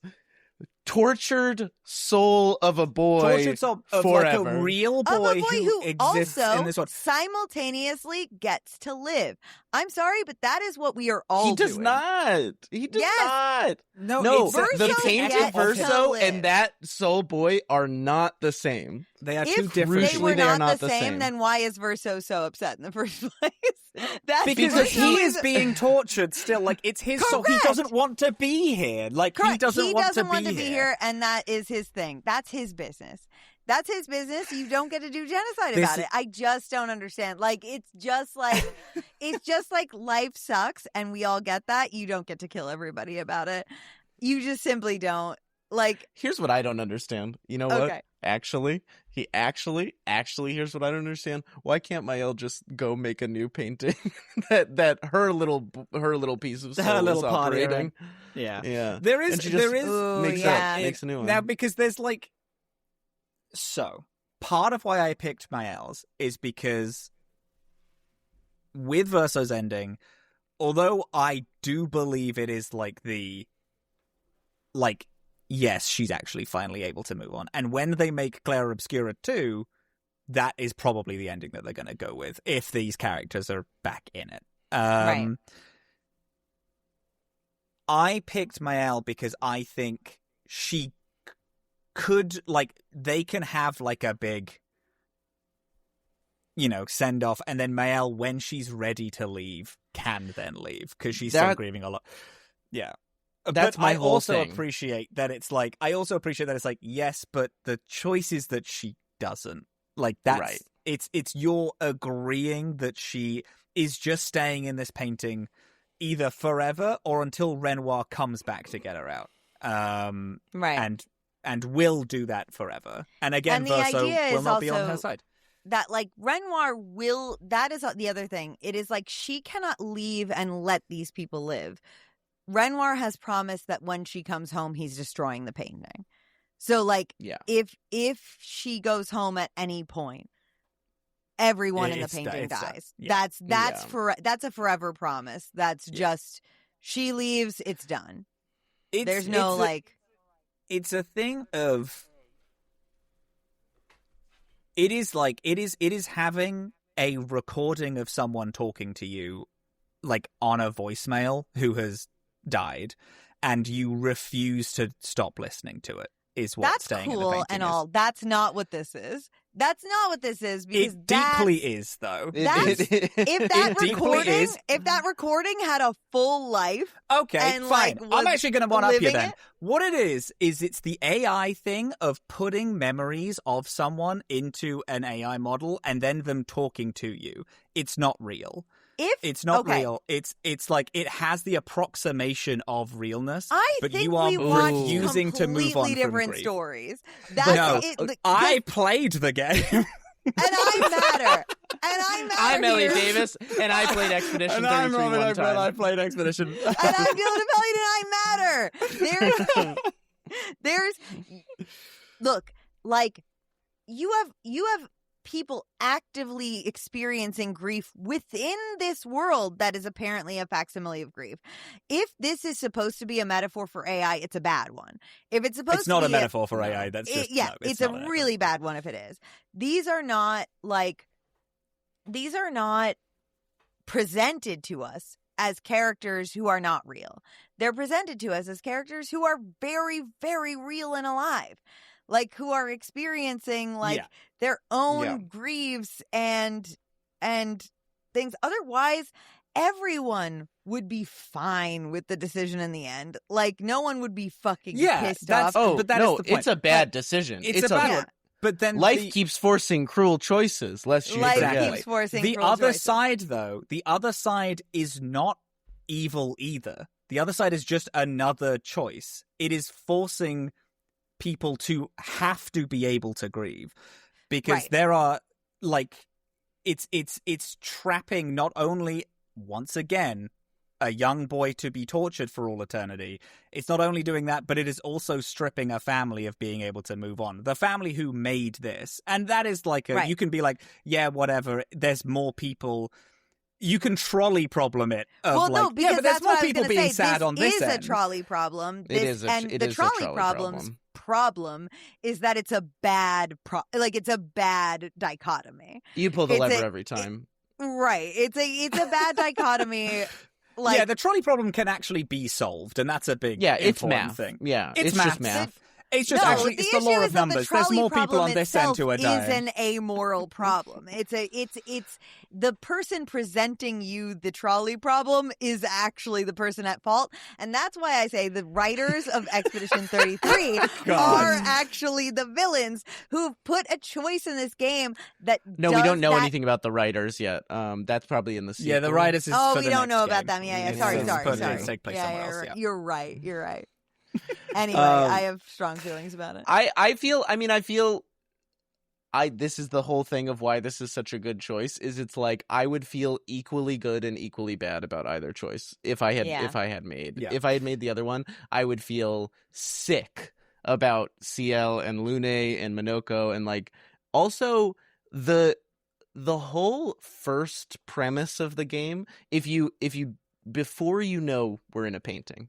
Before you know we're in like a painted world, and the whole first premise being that like talk about for those who come after, which is like a phrase that means so much in the first act and like isn't really that significant after that, kind of.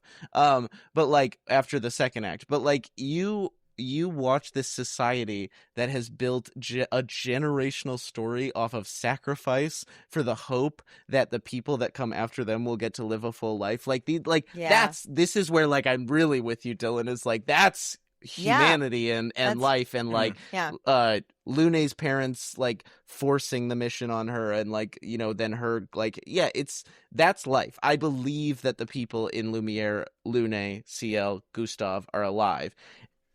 At the same time, it's like how hollow does that life become when you live with God, which is what living with Mael is like. Like how do you this she is just the thing, undoes the implication. all of her grief. Like She CL undoes has a husband again.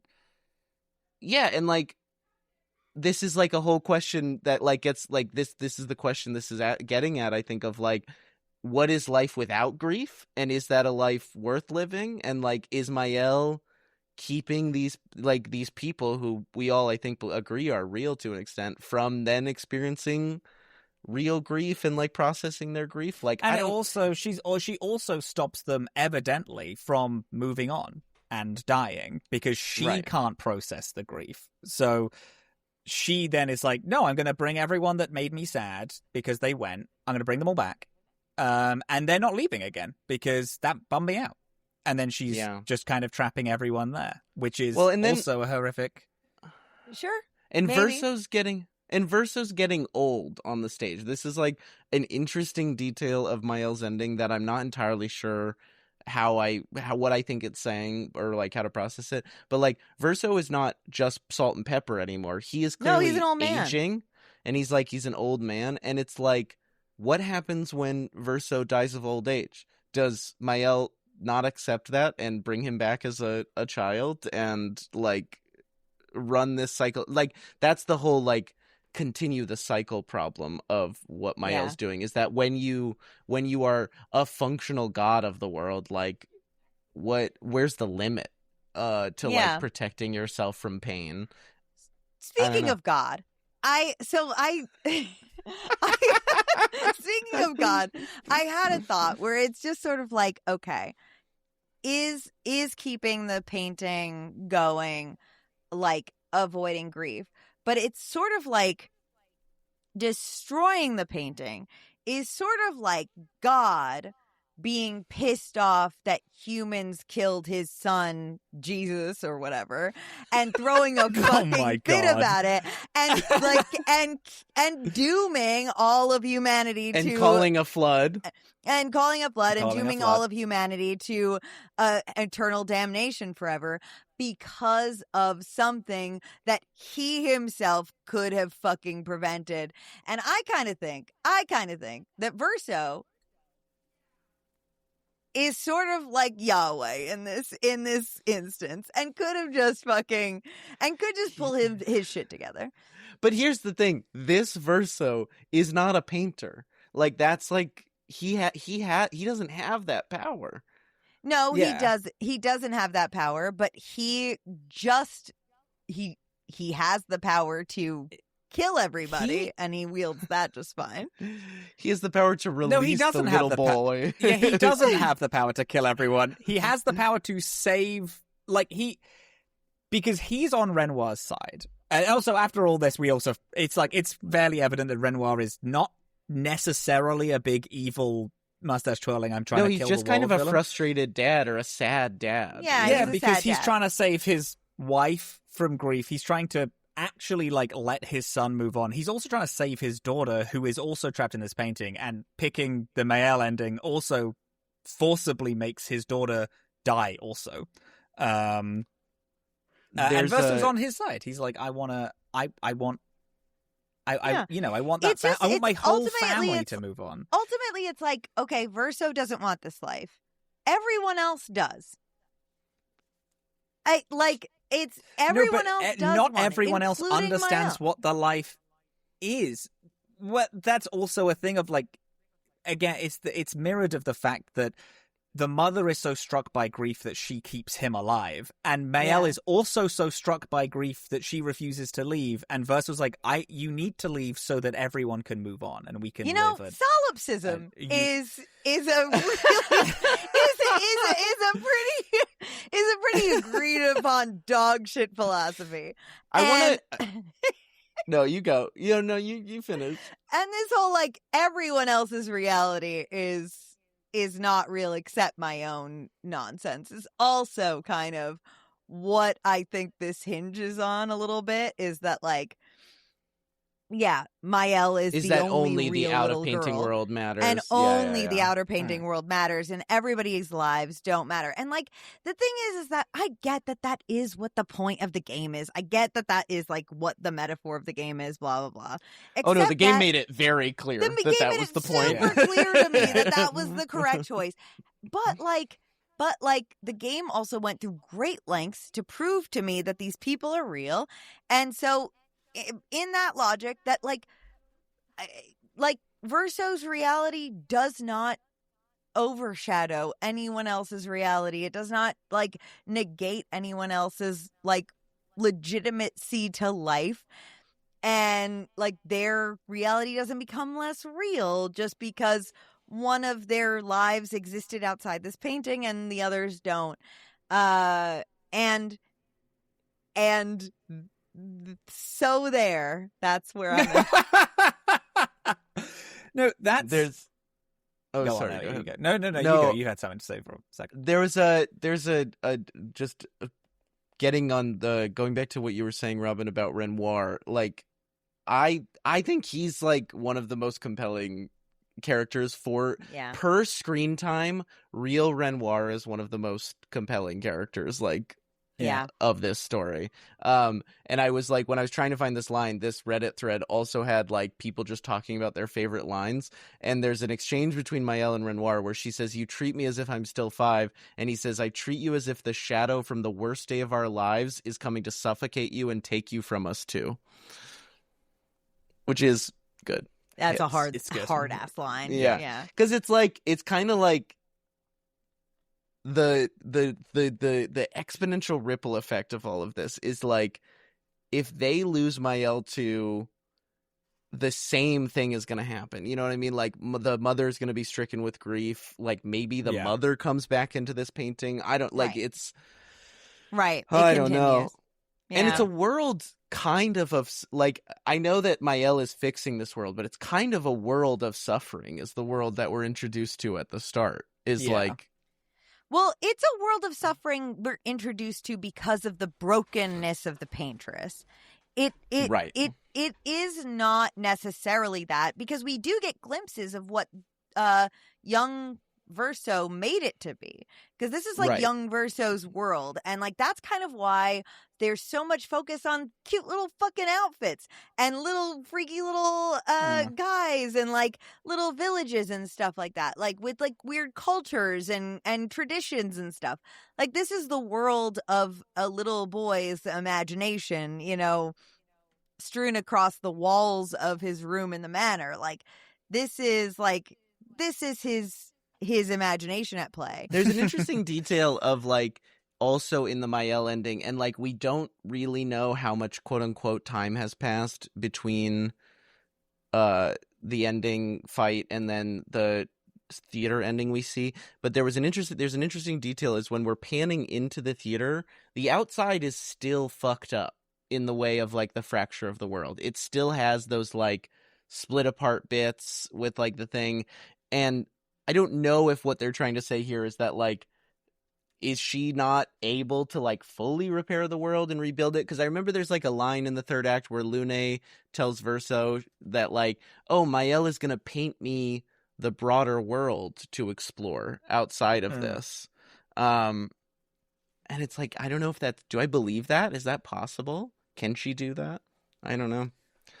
I'm actually, Probably. this conversation has made me more sure that it's the wrong choice, unfortunately. I you know what fucking sucks? I've swung with you there. Yeah. It's deeply challenging. Also, if you go onto the If Well, you you swung Google what the deeper endings into are, the side you already agreed with, or you swung the other way? I'm the other way. I'm going to Verso. I thought you I'm now already swinging thought Verso was the right choice. No, I picked Mael. No, we picked. Well, I we know both you picked picked Mael. Mael, but you started this conversation pretty convinced No, that Verso no, was the right Dillin, choice. you started this conversation so hot that we had to play defense on the other I know. team. Yeah, Right. Which is, but ultimately, we at the don't- start of this conversation, I was Mael Yeah, is the we choice were- I would make every time. But we now, both as we agreed move with on, you, I'm but like, you came in too hot, and now we've argued for Verso so much that we're like, wait a minute, we're making a lot of good points here. And I think that you're blinded. I think that you're And you're blinded right. by this, and that, like, you know, I just can't see how, with two ultimately bad choices, how the one that kills everyone is at all the right choice. Like, I can't Because see it's how there's any realm in which, like you can recognize that both of these choices suck in their own very unique and tortured ways, but how can the one that destroys an entire world because what be you the have to right do one? is, okay, so these aren't real people, and I don't mean that in a, like, in-game universe they're not real people. I mean, like, they're story characters for us to experience. And the thing is that it's not really a choice between killing everyone. I mean, killing everyone is part of it, but if you save everyone, they are then all trapped in a cycle of grief. Or in a cycle of not acceptance. They're refusing to touch grief at all. It, like, even though it is like a, oh, well, I don't want to kill everyone, the alternative is eternally keeping them in stasis, which is also not, like, that's also not what we wanted. And it's I think like that's an interesting thing. So you think that grief is a necessary part of all existence? Yeah, Yeah. deeply. I do think I agree with that. Yeah. I on- don't like, it's just necessarily part of disagree, life. but, like, I don't like it, but it's also, it's like, it is necessary to being human. Or being alive, I think, is I guess. we do need to grieve things. I guess it's easier for me to imagine a life without grief than it is to imagine a non-existence, and so to imagine, like, the like a world without grief feels more attainable than a world where we've destroyed everybody. I don't think I there's guess. You Sorry. go. No, you go. It's like I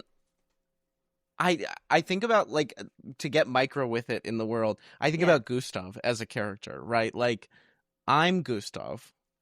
I sacrifice myself, essentially protecting Mael. I die.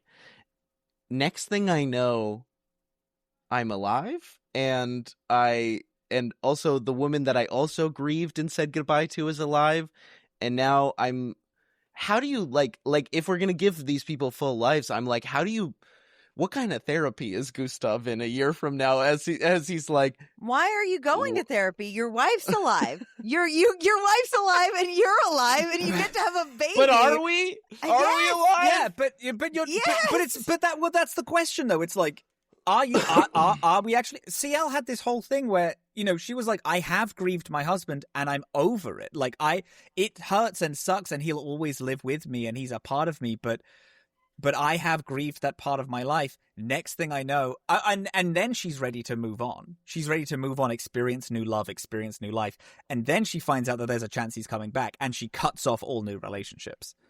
Yeah. And then it's like, and then he comes back and it's like, oh, but we had grown and moved past this, and now it's like, is this the same person? It's a cloning thing. It's like, are you really the same Sure, you that you but were you know before? what? he shouldn't have died in the first place.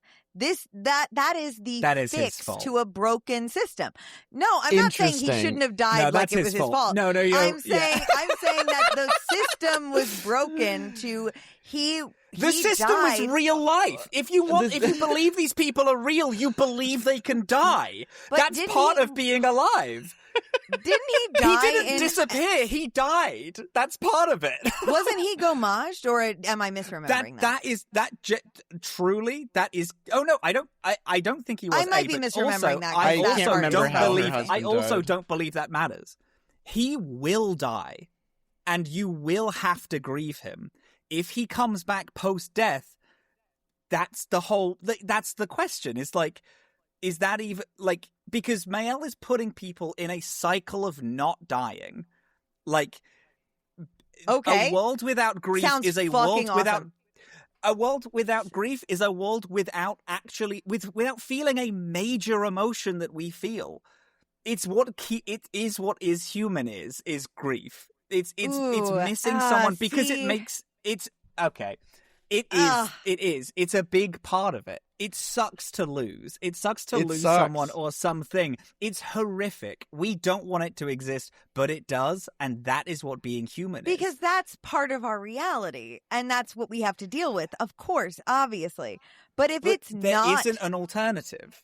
If it's we not... want there to be. That's the point of being What if it's alive, is just that we not? so desperately want there to be an alternative. So we create vampires and we create immortality. We create these stories about living forever because we so desperately don't want to have that. But a part about love is that it does end. But it's not even that it ends. It just shifts form. If someone dies, you have to grieve them because of love. That's the point. I think that love can exist without its ending. I think that love, and I think that like humanity can persist without the necessitation of its demise. I think that like that is the reality that we know. We've been presented with a fictional reality where it doesn't have to exist, and we've instead decided that we should kill them all. I gotta disagree with you here. A fictional reality built on 70 years of collective grief of people dying over and over and over again. And I just don't understand how we could pick up at that and be like, oh, actually, there's no more grief. Actually, that like whole thing that like a lot of us have built our understanding of reality and humanity and connection and love on, we're now gonna just like exist in a world where like there are not consequences because our friend God Mael will always step in and save us. And it's also, very importantly, Mael is the only one that cares about her. She only cares about her own grief. She brings back Ciel's husband. She brings back Gustav and Sophie. She keeps Verso there. But then it's like, surely Sophie's like, oh, well, I watched my parents garbage. Can we bring them back? Because I grieve them and I'm sad about that. And then Mael might be like, okay. And then the parents are like, oh, but my brothers and my best friend, they also died and I grieve them. Is Mael going to be like, okay. And then eventually brings every single person and everything that has ever died back? That's nothing. That's not real. That is the most hollow, soulless life to live. That's so crazy. I don't know. I think that people matter when they're here and not just in their absence. And I think that, like, never. That's a crazy straw man you're giving me there. That's a twist. I didn't say that even remotely. So, like, I don't think that people's death is necessary for them to matter to you after. Like that's a. I have never even touched on saying that. But okay, but the premise is that like it somehow means something more for people to if nothing could die, something would be like, I'm ready to. Like you like immortal, and then you go, someone's gonna grieve you. Because you're This gone. is just like The Good Place. It's just like The Good Place. But that's the thing, is that Mael And you know what, Dillin? We are also extrapolating that. We are also extrapolating. The Good Place is pro Verso's ending. No, not at all, because no The Good one Place is is about killed moving without on. their about fucking moving consent on. in The Good It's Place. about moving on. But That's what it nobody is. It's kills moving on. anybody without their consent in The Good Place. That's kind That, of the entire point, is that this everyone gonna- is this given is crazy, their but that everyone point is given is their actually opportunity a to small leave on moment their in own. this ending. It's a small moment in this ending because it's about moving on. You either trap everyone in eternal life and stasis, or you try to try to move on with grief. We're using the word trap for people who do not want to be killed. Like, you're not, like, these are people who actively do not want to die. And we don't know this. There's another thing I want to posit here, is that, like, in the moment that we make this decision, I do believe that the only humans alive in this painting are Ciel, Lune, Mael, and Verso. Like, I think that everyone else is gone. Like, I think because of Renoir's gommage at the start of Act 3. And so yeah, probably. there's a world where you can see this choice as, like, it's bring all of these people back to life. Maybe. Or end this painting. Like, and like it's still like you lose Ciel, Lune, and like the Gestrels obviously are all still and alive, the Gestrels, and like right. And the burly mountain folk that I can't remember what they're called. Right. Yeah. The ones that where you find Minoko, they're like the kind of teddy bear shaped guys. Oh, sure. Are they not also Gestrels? No, they've got their own. They're their own thing. Oh, cool. Yeah, I'm. Wow, I have fully talked myself into. If I played again, I would choose Verso. This is actually crazy, and you know what, Dillin? I'm going to give you this credit. This is why challenging ideas are good, actually, because we were both very pro Mael, and then you challenged it, and we're like, no, this is And you two have cuddled up with each other in your genocidal rage. Crazy. Oh, and you're putting little boys in the torment nexus, okay? I'm putting one little boy in the torment nexus. One and singular little boy in the torment one nexus, child? and he was already there. I'd kidnap What's 1 child for a world without grief? Hey, and the thing is that the trolley problem was presented to me. I didn't fucking make it. I also don't think me. it's without grief. I think it's without dying. I do think they're two different things. Because I believe, if they're full and real people, that there is a point where Lune and Ciel will start grieving the fact they can't die. Because it's still a part of you that's missing. It's like, eventually you get so bored that it's like, I want to go, and Mael will just be like, no, I don't want you to. No. That bums me out. That bums me out for real. Maybe, but that's also something that is not... That's something that we're kind of maybe extrapolating on it. It doesn't... That is extrapolating, yeah. Like, we're in full extrapolation territory, I think, at this point. Yeah, I mean, so. Even down to like the trapped is basically text. I think the cycle continuing, that is text that says that it's happening. But a lot. I think of her losing herself at the end. I think Mael is, being trapped in the cycle is text. I think anybody else being trapped is kind of like, it seems like they did not want to die. So I kind of feel like I think the thing is that they wanted a third option because they are us. Oh, we all wanted a third option. I wanted a third option. Everyone wanted a third option. That's one of the that's the message of the game, though. Is but like, we were not given damn, a doesn't third shit option. fucking suck? Damn, doesn't life keep forcing cruel choices? Am I right, it fellas? does. Am I right, fellas? Hell yeah, brother. I got a question. Well, you go. Yeah, first. no, you got a question. No, my question is about the end of the episode. Yours is more important. Oh, okay. My one major critique of this game that I have to say is that you bring Noko back in Act 3 You're right. As a side quest. Yep. As like the resolution of Minoko's dialogue options in camp. Minoko says how sad he is that he hasn't reconnected with Noko, and you as Verso are like, oh, well, let's stop by the Gestro village to see him. You bring Minoko there, you enter the dialogue option with Minoko, and it says, Noko is back, but has no memories of his former self, and Minoko cries. And that is the final dialogue option for Minoko and Noko. You don't have any more dialogue with him after that, period. That is deeply sad.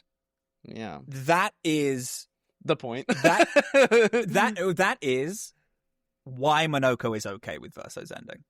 Yeah, because bringing people back, it's like it's not. They're not the same. Like they're not the same. They're not going to remember you. They're all painted and fake, and it's but that's upsetting. Not how it works in the rest of the game. That's what happens to I mean, Noko. the only other time it happens to anybody else, like we watch what's her name's husband come back, they seem fine. Like it doesn't like it, and we get we don't know though because we see them for a glimpse. To them. We see them all for a glimpse. Sorry, we get Lune and CL back, and they are back as their complete They didn't die. They got gommaged. They got gommaged. They got gommaged. Oh, they did. That's they true. Come back and they are their That's full true. Actually, self. that's true. Lune and CL do get brought back. I'll relent on that. Yeah. Yeah. So I agree that that's a point, but I also feel like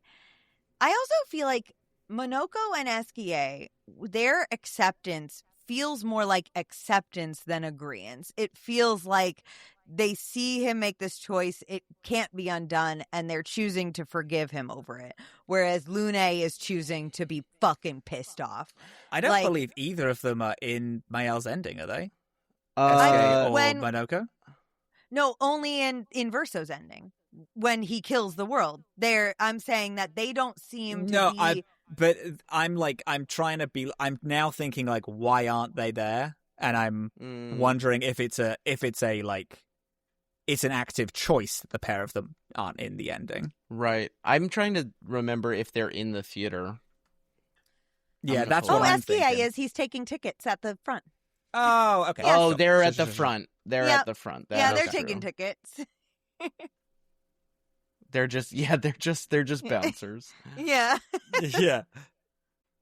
This is very exciting. This is the most heated I've gotten about a Dorkspawn episode since we covered Veilguard. So, is that true? Yeah, I kind of figured this is what they were always like. This is actually also the first time we've hard argued in an episode of Dorkspawn, which I think is fun. Yeah, probably. Yeah. Except for maybe Sebastian Vale. Vale. But that's more of a lighthearted. That's more lighthearted. We're goofing around. More, yeah. Yeah, this is discussing philosophy. There's also a crazy thing. I'm sorry, I'm rewatching Mael's ending because I wanted to see this, and it starts in color, which I forgot, and then it becomes black and white when Verso comes out on stage. Yes. Yeah. So you get like kind of a bright happiness with like Gustav and Sophie and Lune, and then the cracks. Damn. And then as soon as Verso shows up, it's black and white for the rest. Yeah. It's Sorry, a fascinating Dillin, game about grief. So I have a question. So Elliot, I don't know if you know this. Every time that we end an episode of Dorkspawn, we like to pick a quote from the game that we're playing to sign off with. Which one is this? What are we picking? I'm curious what our thoughts are on our sign-off quote for Expedition 33. I feel like it has to be the Expedition, right? I was going to say for those hard who come choices. after. For those who come after. after is really good. Yeah. Yeah, hard choices is good, but I think a more uplifting end is for those who come after. For those who come after is really good. Yeah. Also, I do want to say this. This is just very brief. I've just typed in Expedition 33 favorite quote, and someone said CL's quote of "Death is a friend who will welcome me home." I think that's very if we're talking about like being trapped in like and not want and like them being like they don't want to die, it's like I understand not wanting to die, but maybe not wanting to ever die, not wanting to die right Sure. now. And anyway, yeah. So are we doing for those who come after? Also, Yeah.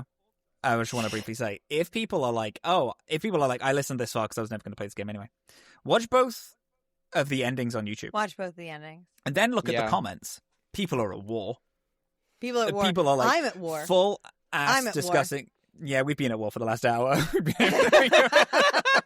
We know You know this. what's funny? I thought that was going to be the whole episode. I didn't realize we were going to get to relive the game too, but I'm overjoyed. Yeah. Yeah. I figured that we should structure this at least a little bit like a normal Dorkspawn. I have more thoughts. I have more. I could argue. I have because the vampire thing is sticking with me, but I don't want to. I don't want to get into it. It's going to be so much more.